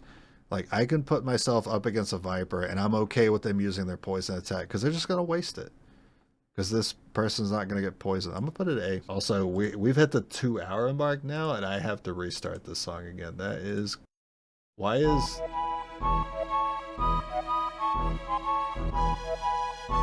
that was a Mario RPG music? I forgot that was there. Fuse, yeah, this is bad. It's funny. So Fuse, if an enemy is carrying an explosive, you ignite it. Snap your fingers, it blows up, does damage to them. Enemy grenades and explosions are actually pretty weak, especially compared to how much health the enemies have. So if you think about a heavy mech using rockets, how much damage do they usually do? 4 to 5? And how much health does heavy mechs have? They have like freaking a crap ton, like 18, and they have armor. Yeah, using Fuse is very weak. It's a very weak play. Fun. It's funny to blow up, things in people's pockets, but it's pretty weak. Templar's Fortress against the Warlike Zombies. Oh yeah, that was incredible. I didn't think we'd ever be able to deal with zombies, and it turns out Fortress states it's immune to explosions if you have Fortress, is also immune to the self-destruct zombies that the Warlock spawn. So there's a way to deal with the zombies when you're running Templars only. That being said, Templars is still too hard. I haven't been able to do it yet. Domination. Get up there. Who doesn't love mind control in XCOM 2? And it's permanent. The whole mission. You get to have that person as your little battle buddy. It doesn't matter if it's Gatekeeper and Andromedon, though it does affect the chances quite a bit, because the harder the enemy, the harder it is to dominate the enemy. So if it's Gatekeeper, I think your chances are somewhere around 40 to 60% starting out, as opposed to like mind controlling a Zerker, which is a nearly 100%. It might even be 100% to dominate a Zerker. Basically, if it looks big, dumb, and stupid, you probably have a 100% chance to dominate it, and Zerkers are a pretty good choice for that. And if it looks really smart and outside your personal intelligence tier, then it's probably Gatekeeper, and it's going to be like a 40 to 60% chance to dominate. That being said, that's one of the funnest things to do, is to dominate something like a Gatekeeper and have it for the whole mission. It's so fun, it goes in the S+. Is it actually that good though? I think it's, man, it's like fun factor. It's fun factor versus actual effectiveness. I think versus actual effectiveness, it's probably S. Fun factor though, I think escalates it to S+ tier. That being said, I'm going to go logistics, because I'm a logistical person. It goes in S tier. I think it has that much of an impact compared to the others. But it's not S+. It's not like it's necessary that you dominate. But it is really, really good. Here we get to the OP stuff. No Lance. This is your long line AoE that does damage to anything that's within the line. Generally, with a line AoE, you can expect to hit 2 enemies. That's generally what's going to happen. You're going to hit 2 enemies with it. I think it does like 8 to 11 fully upgraded. Maybe a little bit more. I think it's 8 to 11. I've seen those numbers are coming to my head right now. It is not S+ though, because the line AoE is very limiting. Circles is what you want. Triangles are pretty good, but lines are actually the worst. But lines do guarantee you're going to hit 2 units. Just get close enough to 1, look at another point, put a line there, you hit 2. There you go. It's a way you get an extra attack with that guy. Void Rift, this is the primo operative ability right here. This is your, I want to put a circle there, therefore there is now a circle there ability. That's what Void Rift is. Also, Void Rift and No Lance do have cooldowns, so even this is like Capacitor Discharge, which is a big AoE, hits everything within it. You could put it wherever you want, but it also goes off a second time on the following turn. So if the enemies don't move and they stay within the rift, they take the rift again, and then I think in 3 or 4 turns you get to use the ability again. So really, between Void Rift and No Lance, that's like 80% of what you're doing with Psi operatives. That's what you do. You're an AoE class now. So you move up, drop a ball, a couple turns later, drop a No Lance, a couple turns later, Void Rift. And anything you do in between is like guaranteed Soulfire, Insanity, fucking with the enemies in some mental way. Oh wow, we're done with Psi operatives. Stealth, we know it's good, is at OP even. Where is the other stealth? I'm looking for it. Oh, Phantom? Okay, that's Phantom. B tier? It definitely goes above B tier. It goes above A tier. It's S tier. B? I think it's S. I think it's S. After using it in combination with the rest of their kit, it has to be an S. If it's just on its own, maybe it's more of a B tier ability, but I have to include my average user experience with stealth, including everything else that goes along with it while using it. And it's S because it supports everything else they do. The whole reason why they win, the whole reason why I was able to beat the challenge, is simply because of stealth and everything else that supports it. And even then, it was the hardest I've ever had it with this challenge. So above, like for me, it would have been A, but in combination with everything else they do, it supports it very well. It supports their playstyle in general, and that's what they need to succeed. Yeah, so Phantom's in B, and I was thinking about just putting it 1 up, but then when I look at everything else here, This is like a constant, like I'm in control ability that allows me to be at advantage at all times as long as it is active. And that's the only thing that keeps it from going up there, because as long as it's active, if it's always active, that's just S plus. That's what that is. So it's S, because the enemy AI is BS when it comes to Reaper stealth. So enemy AI knows where your units are at all times. It doesn't matter how stealthy you are, it doesn't matter how sneaky you are. The AI knows where your units are placed at all times. There are scenarios in which you will put a Reaper in a spot that makes no sense for the enemy to walk to, and then the enemy will decide, oh, look at that cool little bench in the corner of the map where there's no objectives and no enemies. I'm going to check this bench out. And it's going to walk right up to where the Reaper is sitting on the bench. It's egregious. It's not even like, they're not even trying to hide it. They walk directly to where the Reaper is. And I wonder if that's something they didn't account for. Like they were going to, it kind of takes away the magic to me. Like, to see the AI act like AI kind of took away the magic, this being a video game for me, just a little bit, because I thought it was quite some BS that they seem to know exactly where to walk and exactly where to go to spot the Reaper that's nearby. I've even had, this makes zero sense. Who's ever seen a patrol crash through a window? Let's say you're not in combat. You haven't even ambushed the first pod yet and you're on a mission. You haven't ambushed anyone, no one's fighting anyone, no one even knows you're there. I put a Reaper in a building that had windows surrounding the Reaper, and the only way a enemy unit nearby could see the Reaper is if it crashed through the window for some reason during a daily patrol to spot him. And that's exactly what happened. It crashed through the fucking window on a casual patrol just to be super interested in a table that was nearby, only to spot the Reaper and then immediately counterattack. That's some BS what that was. Or try randomly climbing the roof. Yeah. The magic ruined. Anyway, Saboteur. This is Claymore, right? Yeah, this is Claymore. Okay. Alright, Claymore. This is a better proximity mine. Does anyone use the proximity mine in XCOM 2? Not that I know of, but it's a better proximity mine, and you get it at the start of the game. S tier.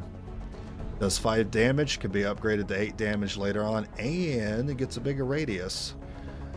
While stealth, you can shoot the Claymore. It does not reveal the Reaper if they shoot their gun, as long as they're shooting the Claymore with that gun.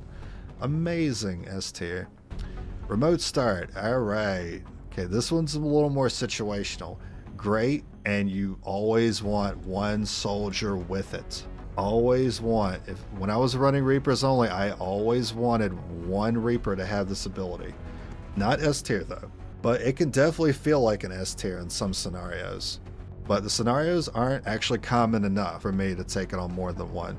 Ideally, I like to take it on 2, but one is enough. It does feel like a tier below the other 2. Meanwhile, the same IIC's own units get shot dying, but as long as you do not see them, even when, yeah, they just don't have any idea what's going on until they need to find you. They know. Blood Trail. Okay, this doesn't do much, but it was something that was necessary for the success of the playthrough, because Reaper damage doesn't really go up all that high over the course of a Reaper only playthrough. You really need all the damage you can get, and all this does is, if the enemy unit that you're shooting is already wounded, you do +1 damage against that unit. This probably goes 1 below remote start. I think that feels right. Yeah, I think it goes, we definitely took it on everybody because every point mattered. But in terms of its like actual effectiveness, there've been scenarios where remote start has saved the run. Overall, this is good. It's kind of a staple. I don't know, it's a necessary staple, a necessary evil, if you will. It is kind of weak, but it was a necessary small buff that we needed. Target definition. Okay, we're getting to situational territory. Now, if you're running a normal playthrough of XCOM 2 and you're running one Reaper, you probably take this every time, because you just send that one Reaper and all they got to do is look at the enemy, and as long as they've seen that enemy, it will stay marked for the rest of the mission. Saboteur Shrapnel. Okay, this adds +3 to the Claymore. It also increases the radius. This is great. S tier great. Necessary. Absolutely needed. We had to actually rush to get majors. Well, actually, major was the extra Claymore. I forgot what rank this is. Yeah, the extra Claymore is what we had to rush for. But getting this quickly was also important because we need to be able to have this by the time we're dealing with stun lancers. Because Shrapnel makes Claymore do 8 damage. How much health do stun lancers have? They have 8 health. So that helps us to one-tap them. They're a pretty common enemy leading up to the mid-game. You think it's an S+, but I feel like there's something better. So I don't think I could put it there. I feel like there's at least something else that can go a tier above it. But you say S+ then. Gotcha. Silent Killer. Oh my god, Silent Killer. It's too bad.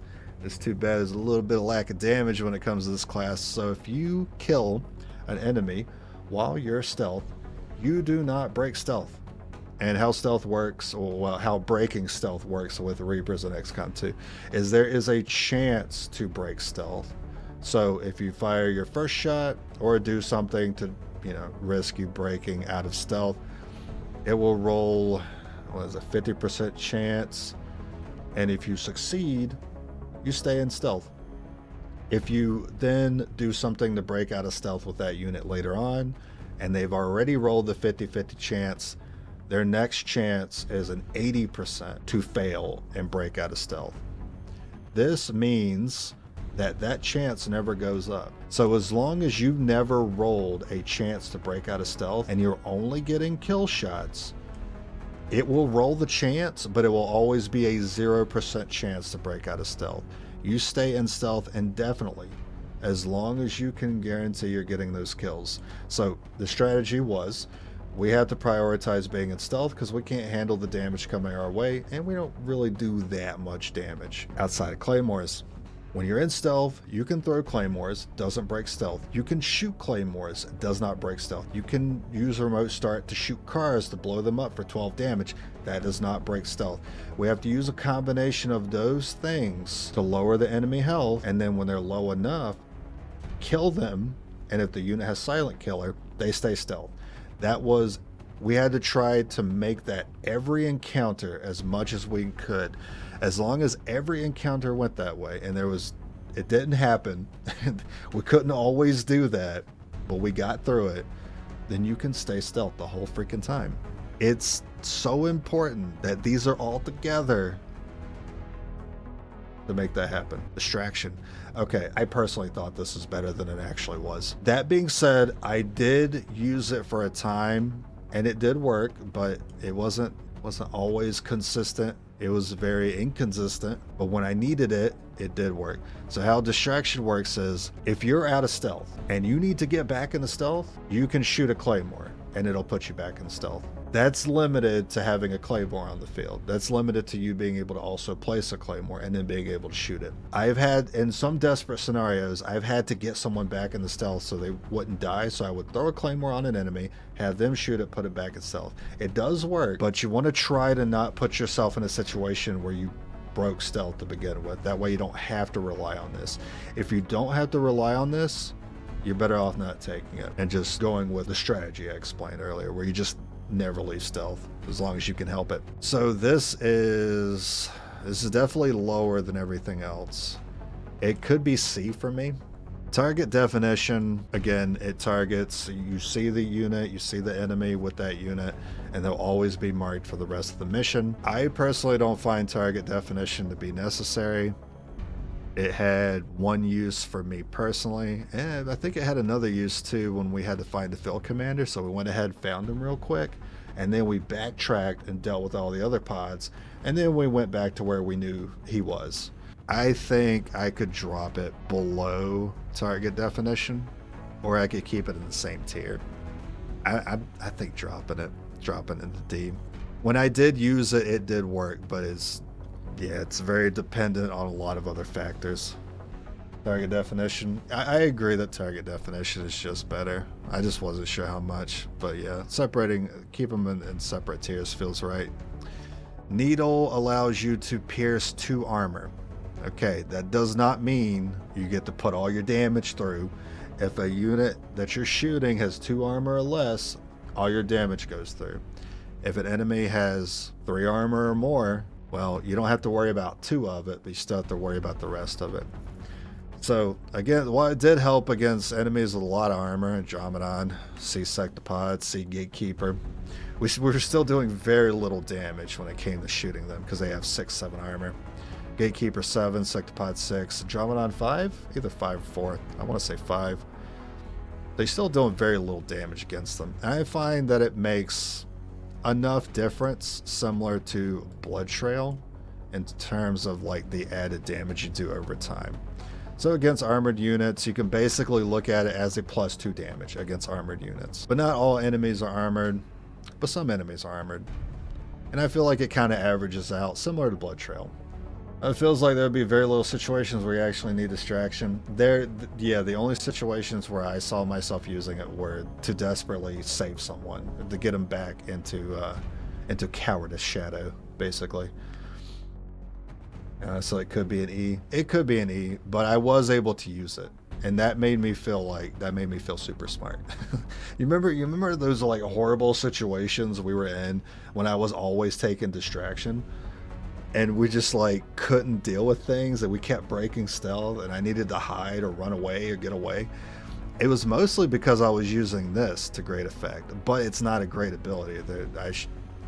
The way I actually did it, the way I actually got the victory, was by not taking this and playing the other way that I did.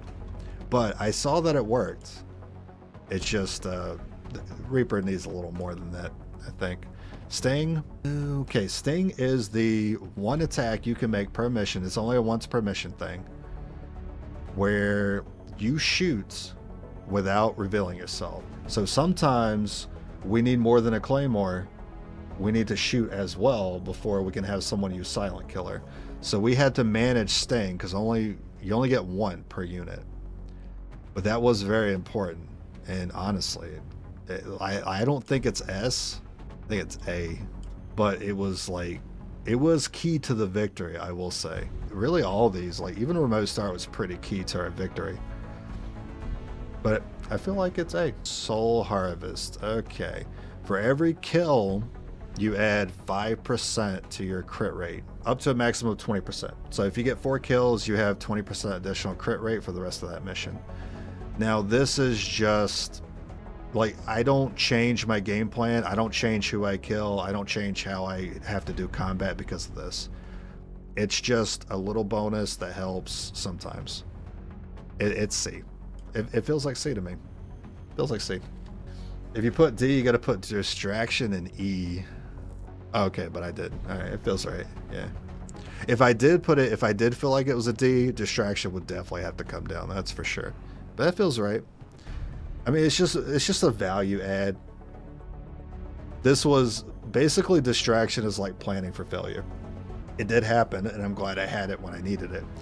It does have a cap of 20, yeah. But it's just a value add. You don't have to do anything to activate it. It's passive. It's just nice when it happens, I guess. I really just bought it on everyone when we got to the finale. I feel right about where that goes. It's just compared to what else I would take, this is not a priority, but it's still C to me. I think it's solid.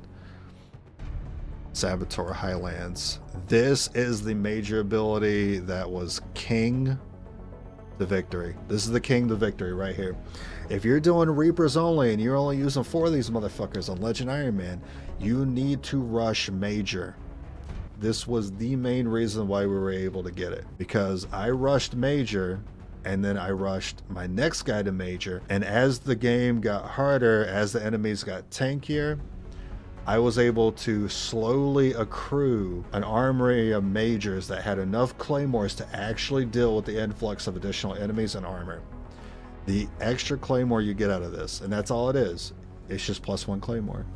But considering how good it works with stealth, that it's improved with +3 damage, and that it supports getting Silent Killer, you need to be able to chain all this together more often. And there's no better way of doing that than doubling the amount of claymores you have from 1 to 2. That is S+. Banish next. Okay, Yeah, it sure is. Banish. Here's what Banish does. You see that guy? He talks shit about your mother. You should erase him. You click Banish, he's gone. He's erased. Done. That's what Banish does. So you click Banish, and whoever you decided to click Banish to is banished. No, I'm kidding. It expends your entire ammo clip until you run out of ammo or the enemy dies. That is Banish. Generally, that means they're going to die because you're going to put an expanded mag on that gun. Was it 3 bullets to Reaper gun? If you're lucky, you got inside knowledge, so you can get a superior expanded mag, which is 4 extra in the clip. 7 shots when you click Banish at how much damage? They do 3 to 4, 4 to 5, 5 to 6, and for each breakthrough, 7, 8. I think they do 8 to 9. I think they top off at like 8 to 9 damage. So best case scenario, you do about 8 or 9 damage times 7 with 2 piercing. That actually, I think it removes the crit chance. I think that's one of the unfortunate things about Banish that I noticed when using it, is I didn't crit a single time with Banish because I don't think there's any crit chance with Banish. Now, I noticed that when I had the laser sight on the unit that used it, and I didn't see any laser sight crit, but I don't know if Soul Harvest would still work. I think it removes the crit entirely when you Banish, but you don't really need it. You just need to put a repeater on the gun so you have 7 chances to execute the motherfucker you want to see sent to the Shadow Realm, and that's how Banish works. It's great.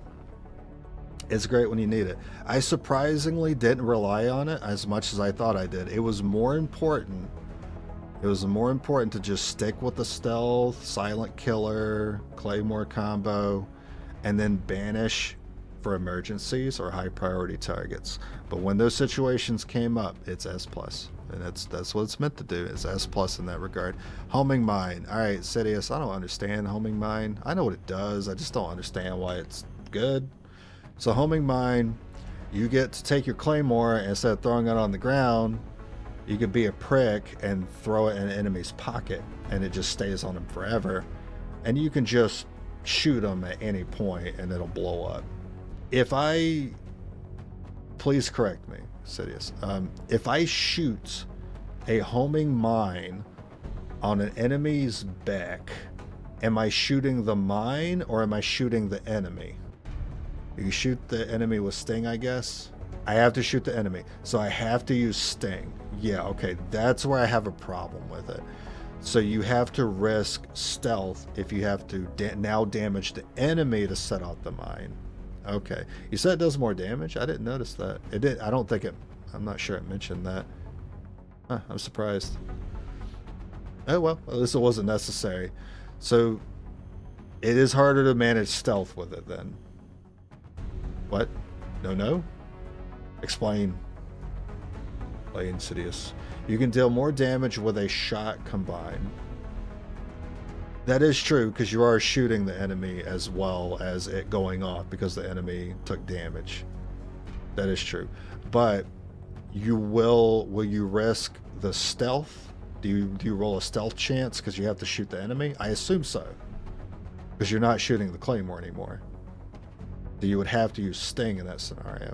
If that is the case, I think it's more important to manage the consistency of stealth as opposed to having the extra damage, because being stealth and being safe always means extra damage if the units are alive. So it's good, but risky. If it wasn't 4 units we had to work with, then it's better if we had more units to work with, or if you were only doing a normal run and you had 1 Reaper.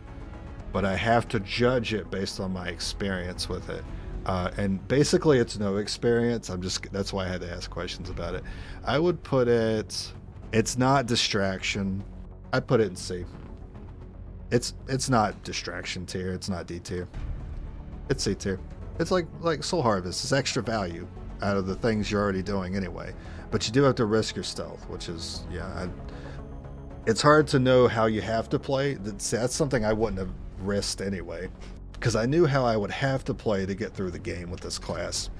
but I didn't want to have to play it differently by taking homing mine to get extra damage, because then I could have possibly like wasted the sting I needed later. You never know. So marksman annihilate. This makes banish. This is what it does. It makes banish better by allowing you to continue shooting if the unit's already dead. So if you need to banish something, let's say you execute it on the first shot, that's normally where your banish turn would end. But if you have annihilate, instead what your Reaper is going to do is look at something else that talk about it some other bad way and start banishing it until it dies. And if that unit dies and you still got ammo in the clip, it's going to look at someone else and keep shooting until everything's dead or it's out of ammo. Pretty fun. I didn't feel like it was necessary, but it was good in some scenarios where I needed to get an extra kill.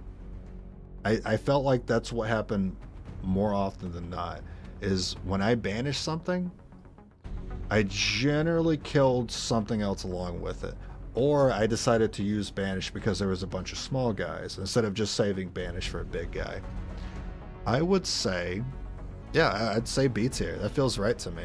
Along with needle and blood trail. Needle and blood trail add to your shots. Annihilate just adds to your banish. Banish is already great. I think it's for patient players because they can't dodge the Claymore no matter what. Yeah, that's also what I'm definitely not patient. That's for sure. I definitely had that same issue with the proximity mine. And the reason why I even struggle with the Reaper class to begin with was because of my impatience. Feels wrong to have Annihilate in the same category as Face Off. It's there's a lot of abilities. Some of it's going to feel a little off, I'm sure. But in the same category of Face Off, I mean, that feels right to me. How often do you get to face off in a mission? Probably a couple times at least, right? Usually 2 or 3. You only get to use Annihilate once. You only get one banish. So what's Annihilate going to do? Maybe kill 1 or 2 enemies. What's Face Off going to do? Usually kill 1 or 2 other enemies. But it's on a cooldown. But Annihilate can be more, but Face Off can be used a little more often. I feel like it's fair. We'll always trade off to it just being a one-time thing. Here we go. Freaking Templars. God forbid, a fucking Rend. Of course it's good. But the game doesn't support Templars being good. Okay? So Ren's gonna go... Where's Slash? You know it's 1 tier above Slash. For sure. It's at least 1 tier above Slash. Do you guys think it's a higher than that? Do you think it should go a couple tiers above Slash? Or you think it feels right 1 tier? I feel like it feels right at B. Annihilate doesn't work consistently. It's not, but it does change the dynamic a little bit. Like, I don't have to use Banish on a single priority target if I don't have a single priority target.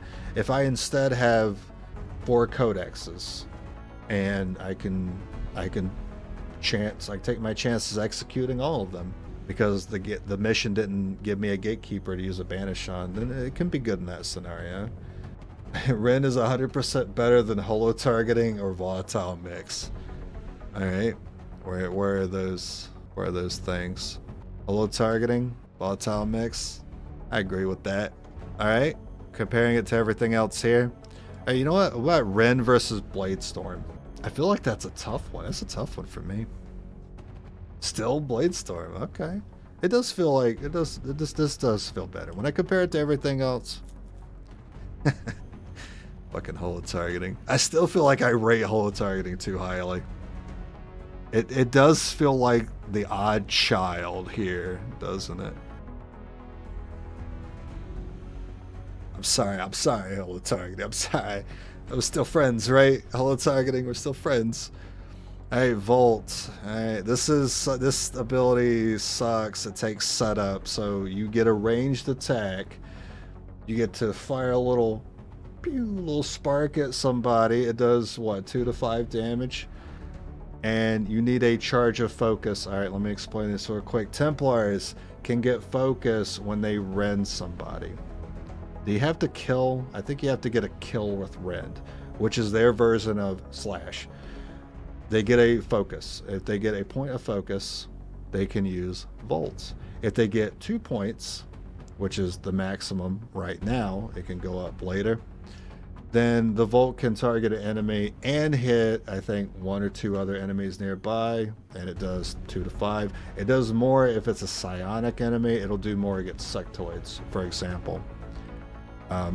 Maybe Priest. I think it does more against Priest. I don't know. It's bad.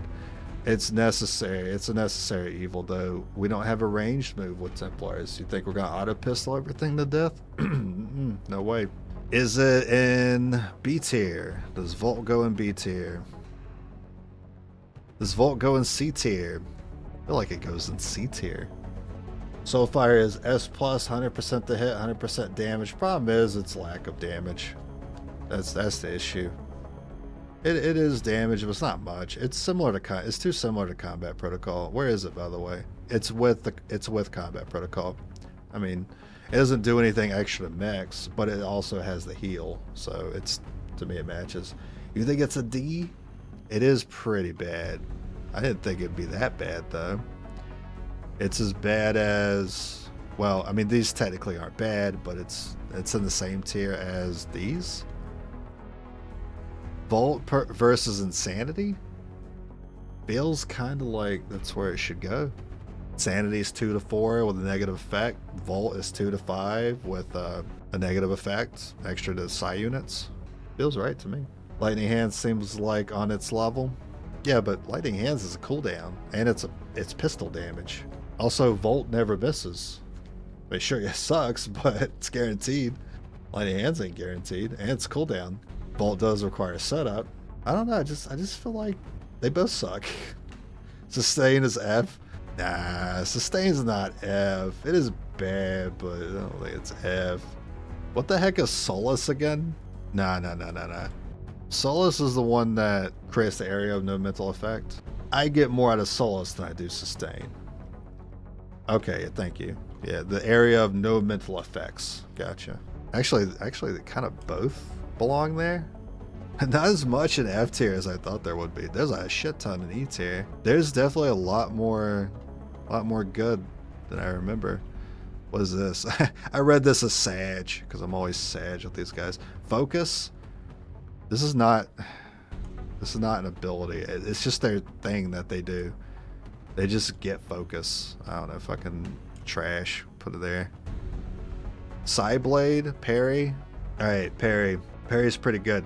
It's also very necessary. What's it better than? What's it compared to? Could be B. Could be A. Comparing it to Untouchable, and it doesn't require a kill. The reason why I feel like it's worse is because of the class association. But it is a more consistent Untouchable. Really, their defenses is the best part of their kit. It could be S. It is better than Untouchable. It does not require a kill. It could be A or S. Focus. Yeah, that's why I don't like that ability was there. Because I don't think this should be here. Because that's just what they do. It shouldn't be judged. So I'm gonna leave it down here. Actually, I didn't think I could rearrange. Oh my God, these are here. Also, we're getting pretty close to being done. What's Aftershock? I forget what Aftershock is. We have to look this one up. Volt causes its victims to be more vulnerable to follow-up attacks, granting +15 aim. If we're talking about a Templar only run, it's horrible. But if we're talking about Templars in combination with other units, it is a nice way to hold a target. I think I really need to be able to judge this class in combination with other classes besides just itself, because the Templars aren't meant to be to themselves. They're meant to, you're meant to throw one in any given squad, and it's supposed to make the squad better. It does still require Volt, which requires setup, but it does just add value to the Volt. Similar to Volatile Mix, it just adds value to grenades. Could be B. Similar to Blade Master, it adds value to the slash. Also, holo targeting is here. That's similar enough. I think it's C. What about D? Nah, I'd say it's better than D. I think it gets more. We have to consider other classes that would take advantage from that +15 aim. And if we're not talking about just Templars using it for the stupid auto pistol, then it's pretty great to have that +15 aim, especially early, especially if you snipers. I don't ever take it. I don't ever take it. It's not necessary. Where was the other one? Shadow Step. It's too similar to Shadow Step. There is a difference. Shadow Step is you don't trigger overwatches at all with that unit. Lightning Reflexes is, instead of, you still trigger the overwatch, but it's guaranteed, the first overwatch is guaranteed to miss. So that's how you get rid of an overwatch. Shadow Step is how you just avoid it entirely. Same thing to me. Amplify. Cost Focus puts a lens on the enemy. The enemy takes 33% more damage. That's a weird number, isn't it? So similar to Volt. Cost Focus, but you don't get to use the Volt alongside the aim. But it is extra damage if you don't need the aim. And usually aim's pretty easy to come by. I think it's similar enough. I would put it in C tier as well. Templars are meant to support the rest of the squad. They're meant to make the rest of the squad better and to counter high priority targets. They're meant to parry melee units with their parry and sometimes reflect damage. And they're meant to invert the Chosen when the Chosen's far away. And aside from that, they're meant to just allow the rest of the squad to do more and do better. They're gonna be, I need to judge it like that. I need to not judge it like I'm just doing a Templar only run, because if that was the case, this would all be trash tier. Sideblade Overcharge. This is the 33% chance to get a focus when you rend. Yes, it's sad to see that in order for me to get focus, I have to roll a chance when the focus doesn't even do too much to begin with. This is pretty low. It does just add to the rend. I guess over time you get a little bit of value, but it's so minor, and this could have been so many better abilities to get aside from that. This is such a weird defense support class, which is ironic because Specialist is my favorite class, but this ain't no Specialist. I feel like it goes lower. It's so sad. It's just not guaranteed. Templar hits Andromedon. Yeah, so if you're right next to Andromedon, I think it's forced to always use the punch. So if you rend with the Templar and you set yourself next to the Andromedon and you activate parry, there's nothing the Andromedon can do except punch the closest unit or the units that's right adjacent to him. And then next turn you parry, or next turn you rend, you'll go into parry again, Andromedon punches, and nothing will happen. And then the rest of your squad can take out the android. Free of charge. It could go in D tier. I could definitely see it here. You need to take it because you really need focus to help support the rest of the squad. But it is so frustrating to finally promote a Templar and then you get offered the chance when you do a rend to get a focus point, and it's a 1 in 3. Here, I'm going to give you an ability that makes your rend 1/3 better sometimes. If you're lucky, mission go a little better. You're putting your hands more in RNG, and I hate that. It's just not great. Pillar, this allows you to summon a full cover pillar. This is super weird and super bad and goes in E. It just summons cover. You waste your turn. Doesn't it cost focus as well to summon it? And now I'm sure there's some jank someone could mention, like, hey, you could combo this with this and it makes an unbreakable wall and you can never be killed. I don't care. It's not been my experience with it. Pillar sucks. E tier. Stun Strike. This is an ability that lets you zap and then enemy gets pulled out of cover. Another support ability that helps the rest of the squad do damage to enemies that are outside of cover now. So it'll go into that similar category of Aftershock. Amplify for supporting the rest of the squad, though it is not guaranteed, so it goes here in the not guaranteed category. Yeah, it's D. Pillar's a fat F. Nah, E. Okay. Now I feel like Pillar could be an E. I probably never use it again. Deflect. What is the chances on freaking Deflect again? When the Templar has focus, there is a chance to deflect incoming shots, completely avoiding the damage. Okay, I do not know what the chance is, but that is pretty cool. It does lean into the RNG aspect. You're not unhappy if it doesn't work. It works eventually. I guess it adds to the parry being better. Look at any other ability that I've put in there that kind of just adds to an ability being better. Similar to Aftershock, I suppose it can work. You can make a pretty nutty defense reflect build with the Templar. I haven't gotten there yet, Sue me, I'll get there eventually and see the craziness, but I feel like it goes there right now. It's not related to Parry. Oh, it's not. Okay, let me read it again. I may have missed something. When the Templar has a chance to, okay, you don't need to parry. You just have the chance to deflect the shot. Okay, that's pretty neat. I still think it might go there. Let me check it again. I think I put it B. I need to know what the chances are though. It could just happen. So they break your parry, you can still deflect the next attack. Okay, yeah, so it has the potential to do more than I expected. It doesn't require a parry. But still, it's a reactive ability. It doesn't put you in a winning scenario. It just helps you lose less. That being said, passive, nice to have. 30 plus 10% per focus. Okay, you know, that's a solid chance for me. That's a solid enough chance for me to put it in B. So it could be up to like 50-60%. So if you really tank out your Templar, then you can essentially, in a way, waste enemy turns.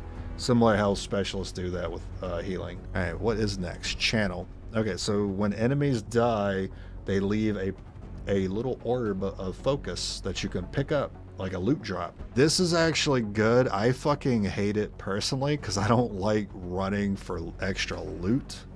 I especially don't like running for focus because I don't respect focus, but I have to acknowledge that having that consistency is pretty important. Does it require the Templar to kill? When an enemy dies, it may leave behind psionic energy. Okay, so it's not guaranteed to, but I generally see people take this, and I see a handful of points on the field. So it helps them use their other abilities more often. I would say that's important enough that it should be pretty high. Probably not Parry high though. A tier? I feel like it's staple. I feel like it's gotta be a staple. Like, you need to take this with Ren, and you need to Ren, loot orbs, then do your abilities. Loot, Ren, do your abilities. Parry when you need to, support your allies when you can. It's A, but I hate the mechanic. I hate that it adds a mechanic to a mission where I have to go run this way, where I didn't want to run there before, but now I need that point. I need that fucking focus. Reflect, see if it shows me the chance here. When the Templar has 2 or more focus, there is a chance to reflect incoming shots back at the attacker, completely avoiding the damage. And it requires that you have deflect first. This is pretty good. So you get deflect and then you get reflect. And there's the potential to do a lot of BS at no cost to you, to your enemies. I think it should just go with deflect. Where did I stick deflect? So deflect, reflect. You need obviously you need Ren. That's like your bread and butter, right? It's like 90% of your damage. You need channel, so you can do 90% of what you're meant to do. And then deflect and reflect have the potential to do a little or a lot. I think because of the RNG, I have to put it in B. I feel like it could have the potential to do more on a mission. It could feel like an A tier, it could even feel like an S tier. But in the scenario that you get both of these abilities and then Andromedon one taps you on the following mission, you're gonna be pretty pissed. So it's gotta go in B for its inconsistency. Reflect just ups to deflect a little, only with focus is up. I don't know. So reflect means instead of you just avoiding the attack, you send the attack back to the attacker, and it requires that you have 2 focus. So I think once you get to where you have both of them, you probably just keep 2 focus on the Templar at all times, and that's probably the best way to play it. But you do have to roll that dice and not use your focus for anything else if you want to continue to be able to use that combo. So you do have to sacrifice using focus to be able to maintain the deflect and reflect combo, which kind of sucks. It means you can play 2 different ways. You can use focus to support your allies, or you can keep focus for yourself to potentially waste enemy actions by deflecting and reflecting. But it makes it harder to play the class, I think, because you don't know which one to do until it's too late, and you're like, fuck, I wish I would have supported, or fuck, I wish I would have tried to reflect that. It's so RNG. Okay, I don't like that. Invert is not RNG.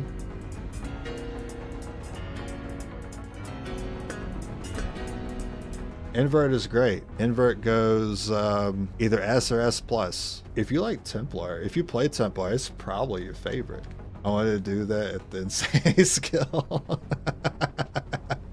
You wanted to play the virtual Insanity Redemption when I got to the Insanity skill, but you forgot. That's damn, that would have been, bro, I would have lost it. I probably wouldn't have even noticed you did that. All right, so Invert's great. So what Invert does is, I forget if it costs focus. Let me check that because it's pretty important to know. It does cost 1 focus, and it does not end your turn if you use it first. So you can still do something afterwards. So Invert, you spend 1 focus, you look at an enemy, and you choose them, and you switch places with that enemy.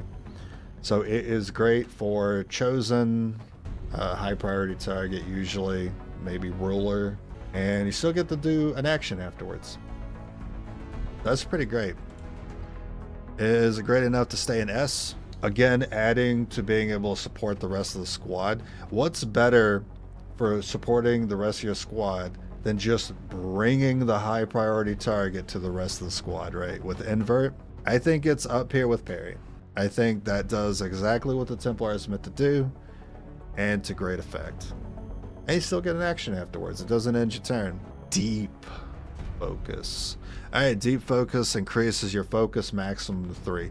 Do you like focus? You're going to be hearing that word a lot. If you like focus, this is for you. And you probably take this every time because you need focus to do things. And the more focus you have, the more you deflect and reflect. What happens if you switch places with an aerial unit? I don't know. But it does state it has to be a humanoid. So actually you cannot use it on the rulers. It has to be a humanoid target.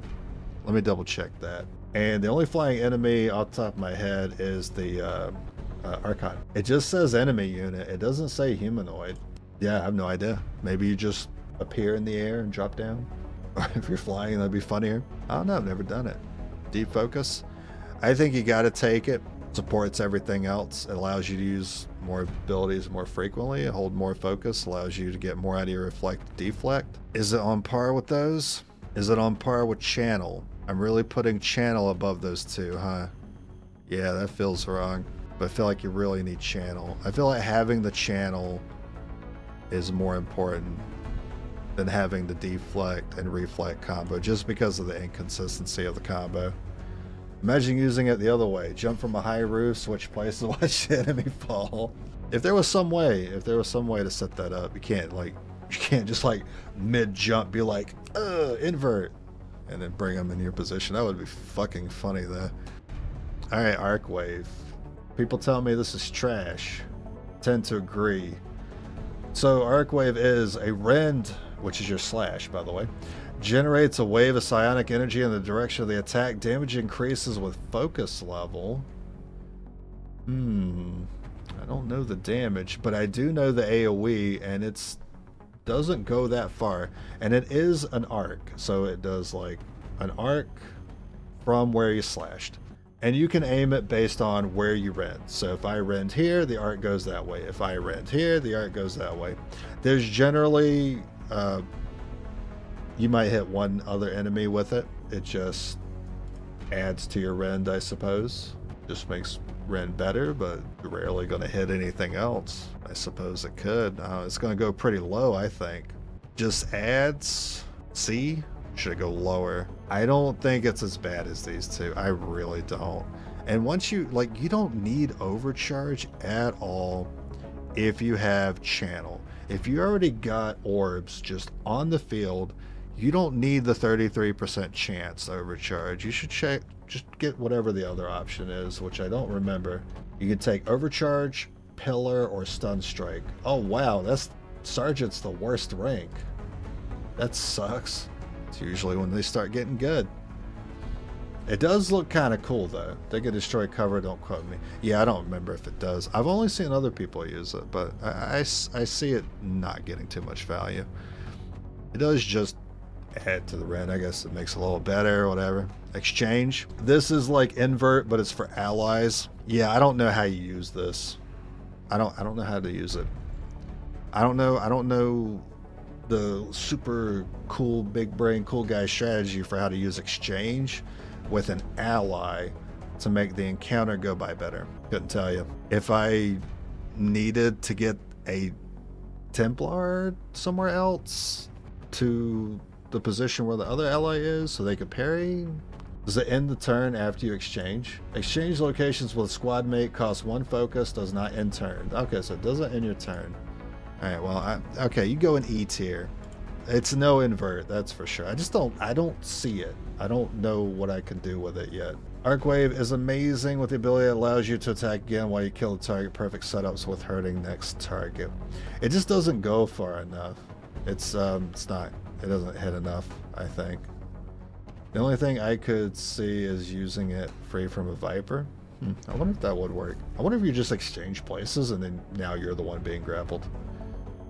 Interesting. Ionic Storm. Summon lightning to strike all nearby enemies. Cost all focus, but generates focus with kills.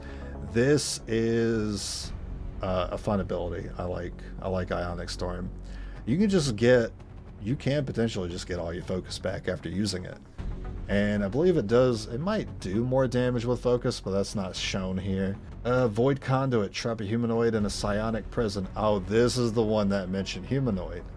Void Conduit traps a humanoid in a psionic prison, immobilizing them for multiple actions and transferring their health to the Templar. Cost 1 focus. Transferring their health to the Templar. It's like I realized it was a lifesteal. And then Ghost. Create a duplicate of the Templar from the body of a fallen humanoid. The ghost disappears when it loses all focus. Cost 2 focus. Okay. So, Ionic Storm. This is like an ultimate ability. I assume it's a cooldown. It's not mentioned in the wiki here. This is something I wish I could get to if I could ever get Templar runs this far, but I can never manage to. Because I feel like this is the key, I think, to be able to put out damage and still be able to use it again shortly after, because I can get the focus back. I still think it's an incredibly inconsistent class that I will never see this ability with ever in my life, as long as I'm doing Templar only, but it sounds cool. It feeds focus back to itself. It's an AoE, so it's guaranteed damage. That's a lot. That is a lot for a Templar to get compared to like everything else we've seen them do. This doesn't even sound like something they should be able to do. You telling me they can do damage? An ability with damage? An AoE? Is this Templars anymore? I think it's S tier. Is it S plus? I don't know. Not familiar enough with it to say for sure, but I think I can say it's S tier for sure. 4 turn cooldown. Okay, not bad. Do you know the damage by chance? I didn't see that part. And I'm going to move on to the next one here. Void Conduit. So this is the one that imprisons a humanoid enemy and saps health from them, mobilizing them for multiple. Okay, so it's multiple actions. Transfer. I don't know if there's a chance for that to fail, but that sounds like a complete counter Chosen, but I'm not sure Chosen are counted as humanoid. Here's the issue. That word, humanoid, I think makes a lot worse than it initially sounds. Depends on focus and the gauntlet. Okay, what if it's just maxed out at 3? Oh, and the AoE's bigger. Oh, okay, all right. I feel confident sticking that at S then. So the issue is humanoid. The fact that they threw that term in there. So the least dangerous enemies when you get to the late and in-game are humanoids.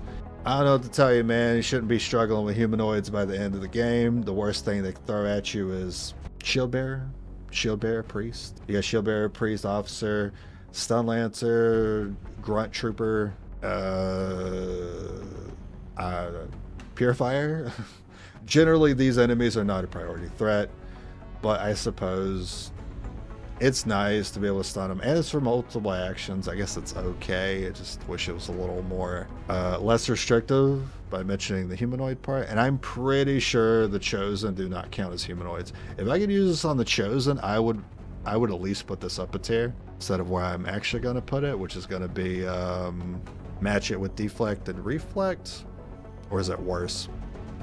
I feel like it's worse. Nah, I feel like it's worse. Put in Arcwave tier. It has the potential to be good, but it doesn't take out a high priority threat. Yeah, situational need. Humanoid need to have a reason to even stun it. Generally, I don't find humanoids giving me too much of a reason by that point. Really good on final mission. Okay, so the avatars count as human. That's pretty important, because all you do, like, it doesn't matter what squad you're running. All you do is take a Templar on that finale. Regardless of whatever it was you were doing before then, you bring an in-game Templar at that finale, you just made that final chamber easier. The reason why you beat the game has been made 1/3 easier because you used Void Conduit on one of the avatars. Generally, on the second or third one, probably better to use on the second one. Because by the time you see the third one, you want to be ready to go ahead and pull the trigger on the kill shot. Usually the second one sticks around a little too long. The first one usually gets killed first turn. That is pretty important to me. I value being able to counter the final mission in some way, whether it's avatars or just all the pods or the chosen. Rulers too. What we got left? Oh, we're getting the Skirmisher. My favorite faction here. Anyway, we gotta put Ghost somewhere. So Ghost is, you find a deceased humanoid on the field. It costs 2 focus. You raise the humanoid. It makes a clone of yourself. And all that clone could do, because I have used it before, all that clone could do is use a rend. So in terms of action economy, and in the late game too, with all the enemies and all the armor, even though the action economy looks good, you're dealing generally with enemies that have 3 to 4 armor, and you can rend for what, 7 to 8, 6 to 7. You're gonna do 3 to 4 damage. Okay, all right. Glad I took Ghost. Nah, Ghost is bad. I tried using Ghost. It just didn't work. It's terrible. Only being able to rend is severely limiting at the that tail end of the game when you got kernels. Nah, it's not good enough anymore. So we're gonna put that. I feel like it could go D. Definitely not going C. It's nah. It ain't that bad. It ain't that bad. It's bad for a kernel ability, I think. So it goes D. And here we go, Marauder. So we're on Skirmisher now, finally. Last one. So Marauder is, you can shoot with both your actions. That's incredibly broken. We're going to go ahead and put that up here somewhere. Being able to shoot with both actions is incredible. That being said, their gun starting out does only do 3 to 4 damage, so don't get too excited about it. It goes S tier, I think. Like chain shot, but you get to just do it. But chain shot only takes 1 action, but it has a cooldown, but it has an aim penalty, but you're a skirmisher at short range. I feel like S is right. What do you think? A? Let's compare it to A. Anything else in here comparable? Oh, there's a lot of things in here I feel like being able to shoot twice is better than. Yeah. Which is funny because lightning hands is like all the way down here, but it's because you're limited using the freaking pistol. So you're limited to using the pistol, and the pistol doesn't get to use gun mods. Very important distinction. That's why the skirmishers being able to shoot twice goes up so much higher. Plus everything they do so much that supports it, and they can grapple for elevation and completely circumvent the short range. Justice, oh my god, Justice. Okay, so this uses an action. You pull an enemy. You do 4. I think it's 4. I actually forgot. Hey, Sensei. Justice? Yeah, I'm not sure if it's S or S+. It is 4. Yeah, straight up. You deal with troopers. You don't have to worry about rolling 3 on your gun. You just do Justice, right? And then they're gone. You don't have to deal with them anymore. It costs them 1 action. Guess what you get to do? You can still shoot afterwards. That's great. So even if you don't kill that officer, he's in front of you now. He's dead man. All right, what's better? Justice or being able to shoot twice? Oh man, these are staples. I don't think Justice can go a tier above being able to shoot twice. I just don't think it can. It is great. It is great, but I think Skirmisher overall, their abilities are going to be pretty highly rated, I think. But I don't think there's anything. I don't know if anything's going to go into S+. I think everything's just going to be like A and S. That's the way I see it. I mean, I feel like I can't go without either of these. Like if I had to pick one, it's like picking a favorite child. I couldn't do it. Justice and being able to shoot twice. Basic ability though, you have it since the beginning. Yeah, I know, and it's already that good. Yeah, it's already that good, and it scales. It scales. It gets the upgrade with the blade, so it can stun eventually, then burn. And then you get to do your own version of Bladestorm, which can't wait to get to that. Grapple. Oh man, they already get so much so early. You wonder why I like them so much. And people say these guys suck. They're wrong. When you actually look at the abilities in a vacuum, look how crazy this is. You have the ability of the grapple suit out the box. I just I just opened you up Christmas Day, pulled you out of the box, took all the wiring out, put batteries in you. You can already grapple. You can do what the grapple suit does. And that makes justice more accurate. It gets the elevation bonus. That makes shooting more accurate. It gets the elevation bonus. Everything you do gets plus 20 aim because you grappled to that roof that was 2 feet away. And it's a free action. It's a free action. So good. It's S. Is it S plus though? No, I don't think it's S plus. Because think about it. Is there anything mobility wise that could be a tier above grapple? There is one thing, which is why I can't put an S plus. The Archon suit. We all know the Archon suit's S plus. People say they suck because they give you many advantages but fall off in late game. People just suck at getting better. You gotta get better with Strife. You can't just be OP and be like, I want to stay OP forever. No, you have to suffer. That's why I love these guys. I get to have a great challenge in the mid and late game. I get to suffer on the finale, but I don't have to deal with the slog of the early game. I can just get through the early game quickly, see the mid game, which is where I start getting excited and start enjoying it again, because I don't see it nearly as often. I see Gatecrasher 9 times out of 10. So yeah, because Archon Suit Jetpack exists, this has to be S. And the grapple is limited to whatever ledge just happens to be there. You don't always get ledges. Most of the time you do though. Reflex is, if you get fired upon, you get a bonus action your following turn. Only triggers once per mission. This is probably going to be like the first kind of bad one. It only triggers once per mission, and you're planning for failure. I never take this. I will take it on the finale. Like if I have extra AP, I'll just buy it, make sure everyone has it, because it could be the difference on the final chamber for getting the extra shot on the avatar. D, nah, it really is their first E skill. It kind of feels bad. Total combat. So total combat, you can use a utility item, and it does not end your turn. So you can instead use your 2 actions: throw a grenade, shoot, or you can shoot grenade. But total combat allows you to grenade first, which is usually better because you remove the cover, then you shoot the person behind the cover. Total combat is another S. I mean, it's good. I don't know if it's S though. I mean, look at what we're comparing it to. I feel like it is a tier below those other abilities.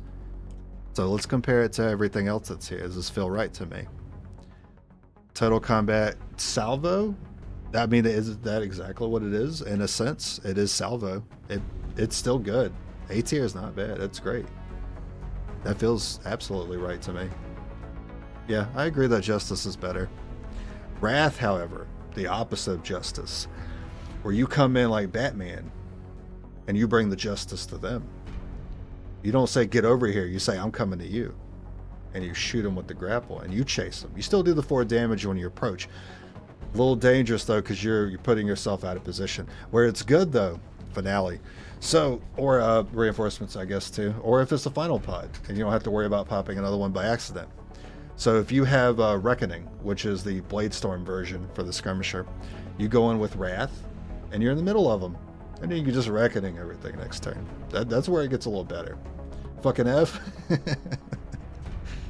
I don't usually take it till the finale. I don't think it's F though. It's definitely not F.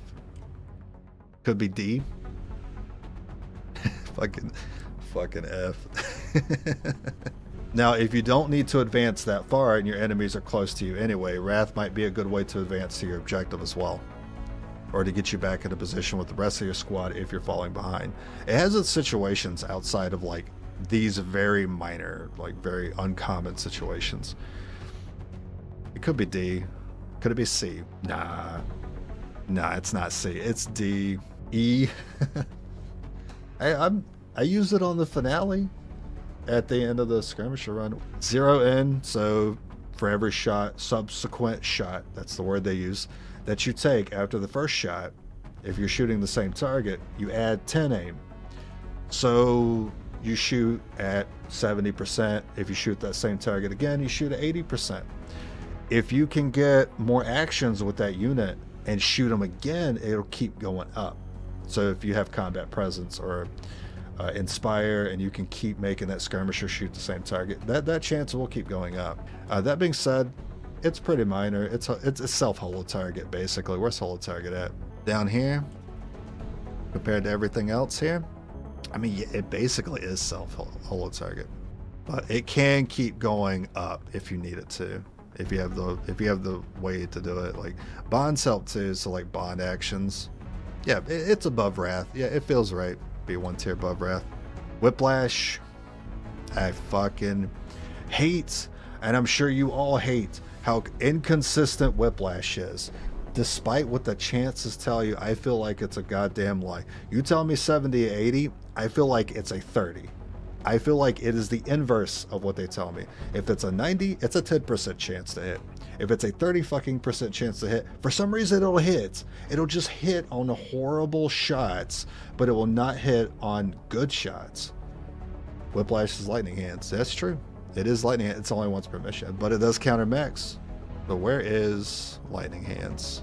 Whiplash and Wrath together feels kind of wrong, doesn't it? Doesn't that feel off to you? Here's the thing. It's not worse than 0 in. I don't think it's worse than 0 in. I think it's on par with it.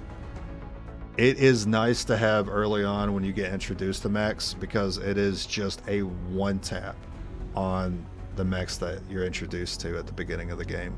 And then shortly after that, it starts to fall off. But for those white mechs, it's the counter for them. Because Wrath is F. I don't know if it's F though. I don't know if it's F. Ain't no way it's F. It could be E. And no way 0 in is down here with D. Well, nah, it feels right. I'm leaving it alone. I'll be here forever. Alright, been here forever. Full throttle. Every kill you take, or every kill you get this turn, you get a mobility bonus. How much is the mobility again? Gain +2 mobility for every kill this turn. Yeah, it's trash. They don't need it. It's already kind of bad, but it's even more bad on skirmishers because they got grappled. They don't need it. What are they running for? They don't even need feet. F. That's a solid F. They just don't need it. I've never needed this. Never felt like I needed this. What's too? I can get twice that with a PCS. What do I need to take an ability? What does it compare? Like, what would I take? Comparing to Whiplash? You're telling me between Whiplash and full throttle, I'm gonna take full throttle. You're crazy. Great. Combat presence though, however, that's good. It's good stuff right there. So combat presence is Inspire basically, or level 1 bond. Basically use combat presence, you grant someone an action. This can be used as many times as you want in a mission, as long as you're willing to wait for the cooldown, or if it's off cooldown you can use it. You just need to make sure you have line of sight on the target. Remember that. Sometimes I forget. I just assume, oh, I'll be able to use combat presence on a soldier that's got a wall between him and the person that has the combat presence, and then I won't be able to give combat presence because I don't see my battle buddy. This is not an S, but really good. Really good. It's total combat levels are good. Like action economy, action efficient, good. If I don't have what I need with one particular unit, I can just grant my action to someone else, and then they can make the combat better. Similar to how total combat can make the combat better if I do something else with my action instead of what I was originally going to do. I feel like A is right. It's useful when you pop a pod with that F Wrath. Retribution. Okay, so Retribution. Reckoning is the slash. So we're just going to go ahead, say slash, and then drop it down 1 tier. We don't take that with skirmishers. Is it worth? It's worse than Wrath. Why is Wrath? You can get Wrath so early, yet you get Reckoning so late. But Wrath is more complicated because you have to like Batman grapple to someone and stab them, and all Reckoning is stab. But you get that later? That doesn't make any sense to me. It's worse. So if Wrath is F, where do you put Reckoning then? That's what I want to know. Also, the 5-turn cooldown on slashing a guy. Yeah, a 5-turn cooldown? Ridiculous. So you can dash for one action every 5 turns. Yeah, it's E, I suppose, can be used, will never be used, not over everything else they have. There ain't no way. Again, something that can be used. Hey, if I need to get myself in position to slap everyone's cheeks with Retribution, then I suppose I could do it with Reckoning if Wrath happens to be off cooldown. But I'm not using Wrath often enough for it not to be off cooldown. It definitely goes in E. It's not useless. It's just kind of weird. I almost feel like putting it in F, but nah, it doesn't belong there. It's just bad in comparison to everything else they can do with their actions. Retribution is Bladestorm for Skirmisher. Here's the question though. Here's the $1 million question. Is it better or is it worse than Bladestorm? The only difference is untouchable versus Wrath. I think that's what it really comes down to. It's untouchable versus Wrath. Do you want Wrath to really get in where you need to go to set up for Retribution? Or do you want to go in and slash with the chance that you'll probably get untouchable, and it might even happen on the following enemy turn? Whereas because Bladestorm can be used by Templars too. That's true.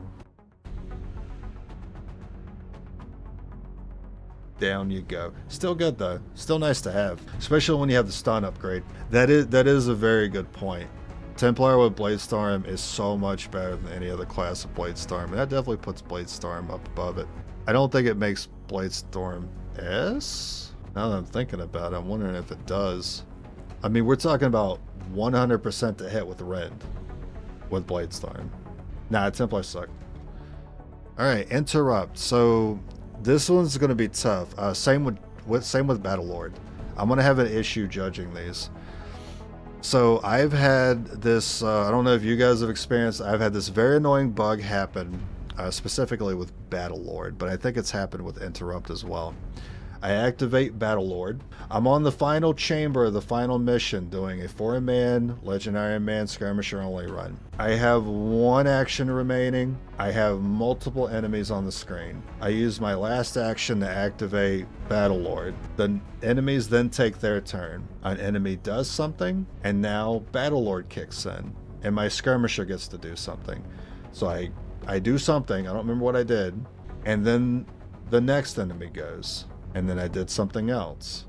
And then the rest of the turn for the enemies happened. Then, when their turn was over, Battlelord ended, and it went back to the enemy's turn. The enemies took 2 turns because something about Battlelord bugged out, and it was on the final chamber. I don't take Battlelord anymore. Imagine getting that far after working your ass off to get to the finale, and then to lose it all in Iron Man because of a bug due to 1 ability. It goes in F tier. Sorry, you're not Battlelord. Sorry, Battlelord. Interrupt, I think something similar happened with Interrupt 2, and it's too similar to Battlelord for me to trust. I can't trust it. It's got to go in F tier. I can't risk that kind of bug happening again. Waylay is great. So however many actions you have remaining, that's how many Overwatches you get to do. So if you didn't move, you have 2 actions remaining, and you go on Overwatch, you're Overwatching twice. That's great action economy and good for the finale. Is that S tier worthy? It's not so good for the final chamber, but it's good for the area leading up to it. Could be S, could be A. It's got to be A. Where is Guardian? Okay, Guardian is 1 tier above. I feel right about that. It does. I can see what you guys mean when it seems like I overrated Guardian just a bit. I see what you mean. Based on what I've seen it do, it's done a lot more than Waylay has. Plus ARs do a little more than Skirmishers, Bullpups do. Judgment, I don't really think Judgment does much. So what Judgment is, if the enemy targets you for an attack, the enemy will do their turn, do their attack, and then afterwards they roll a chance to panic. What usually happens is when they panic, they'll just move away, or if they can see someone else to attack, that's an ally, they usually do that. What's up? Where is the cone? Oh, Killzone? Where is Killzone? Man, it's a mess. Killzone is an E because it's a combination of, it's a little bit me, it's a little bit because I think the ability's bad, but it's partially on me because I don't like committing to a kill zone. If they get attacked, the enemies get virtual insanity. I don't really feel like this does much, I think. But it does something. The enemies can occasionally attack allies when they panic.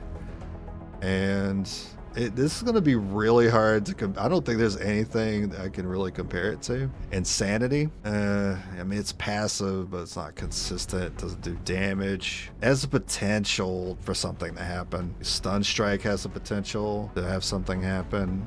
I guess it's similar to that.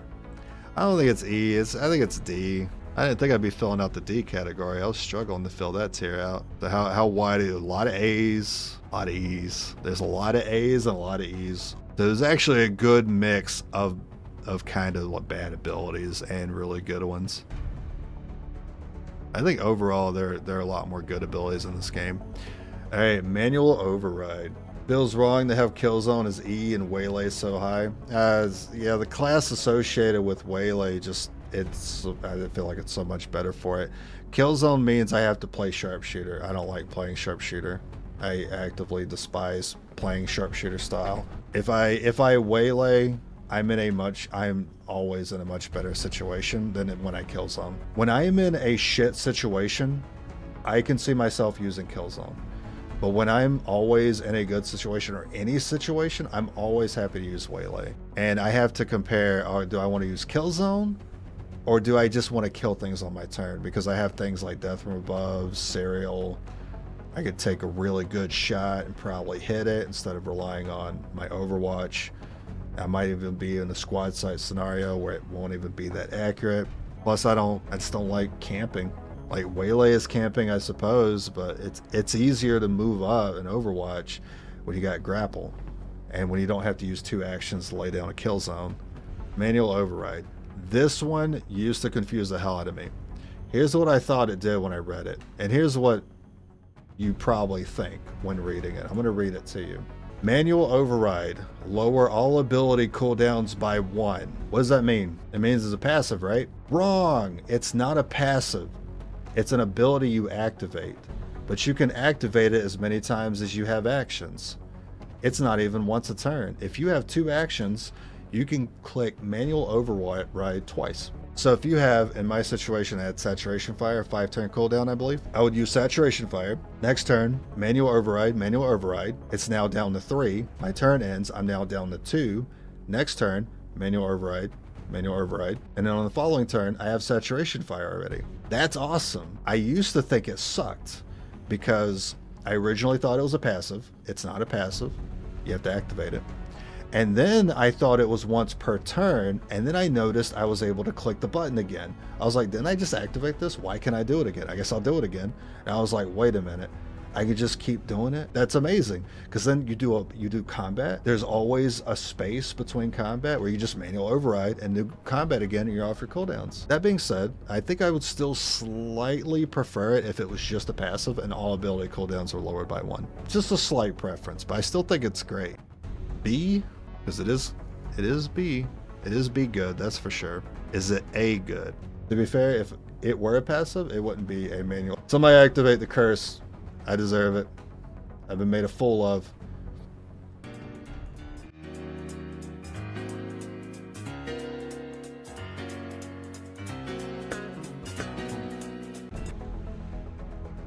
You're in that. All right, what was on? Okay, manual override. Is it A good? I don't think it's A good. I think it's B good. If we have Saturation Fire. If we have Saturation Fire, I think it's more of a B. Yeah, I've been doing the tier list for 5 hours. Don't remind me. I said I was doing it. I'm committed. The fucking sun is up. God damn it. I just looked over the time. It's almost 8 in the fucking morning. I'm fine with where I put that, actually. All right. And, yeah, we don't need to rank. This is not really something I can really rank. This is just something the Templar has. Tactical Rigging. The final ability. We made it. It only took about 5 hours. Tactical Rigging. Where do you think it goes? Where do you think it goes? Think it goes in S+? S? A? I don't know. Let's compare it. I know where it goes. It goes in S+. The XCOM 2 or the chosen. All ability tier list is complete. All right, tactical rigging gives you an extra utility slot. So if you can hold no utility items, you can now hold one. If you can hold one utility item, you can now hold two. If you can hold two, you can now hold three. I don't think you can get three. I think it's impossible. It's really for classes that can't get two, basically. Save the tier list. Finally, holy shit, gotta go sleep. Save that tier list. All right, share on. Oh, where is share on Discord? What the hell is this? Download image. Hey, don't let me. I don't want to log in. Just download the image. The downloading? I've already clicked the button twice. Yeah, what the fuck is Twitter? Wait, why is this super zoomed in? Anyways, that was that. Any questions? If you would have to crown, good point. If I were to have to crown number one, oh, if I, Edwin Faberon, were to give one ability the crown,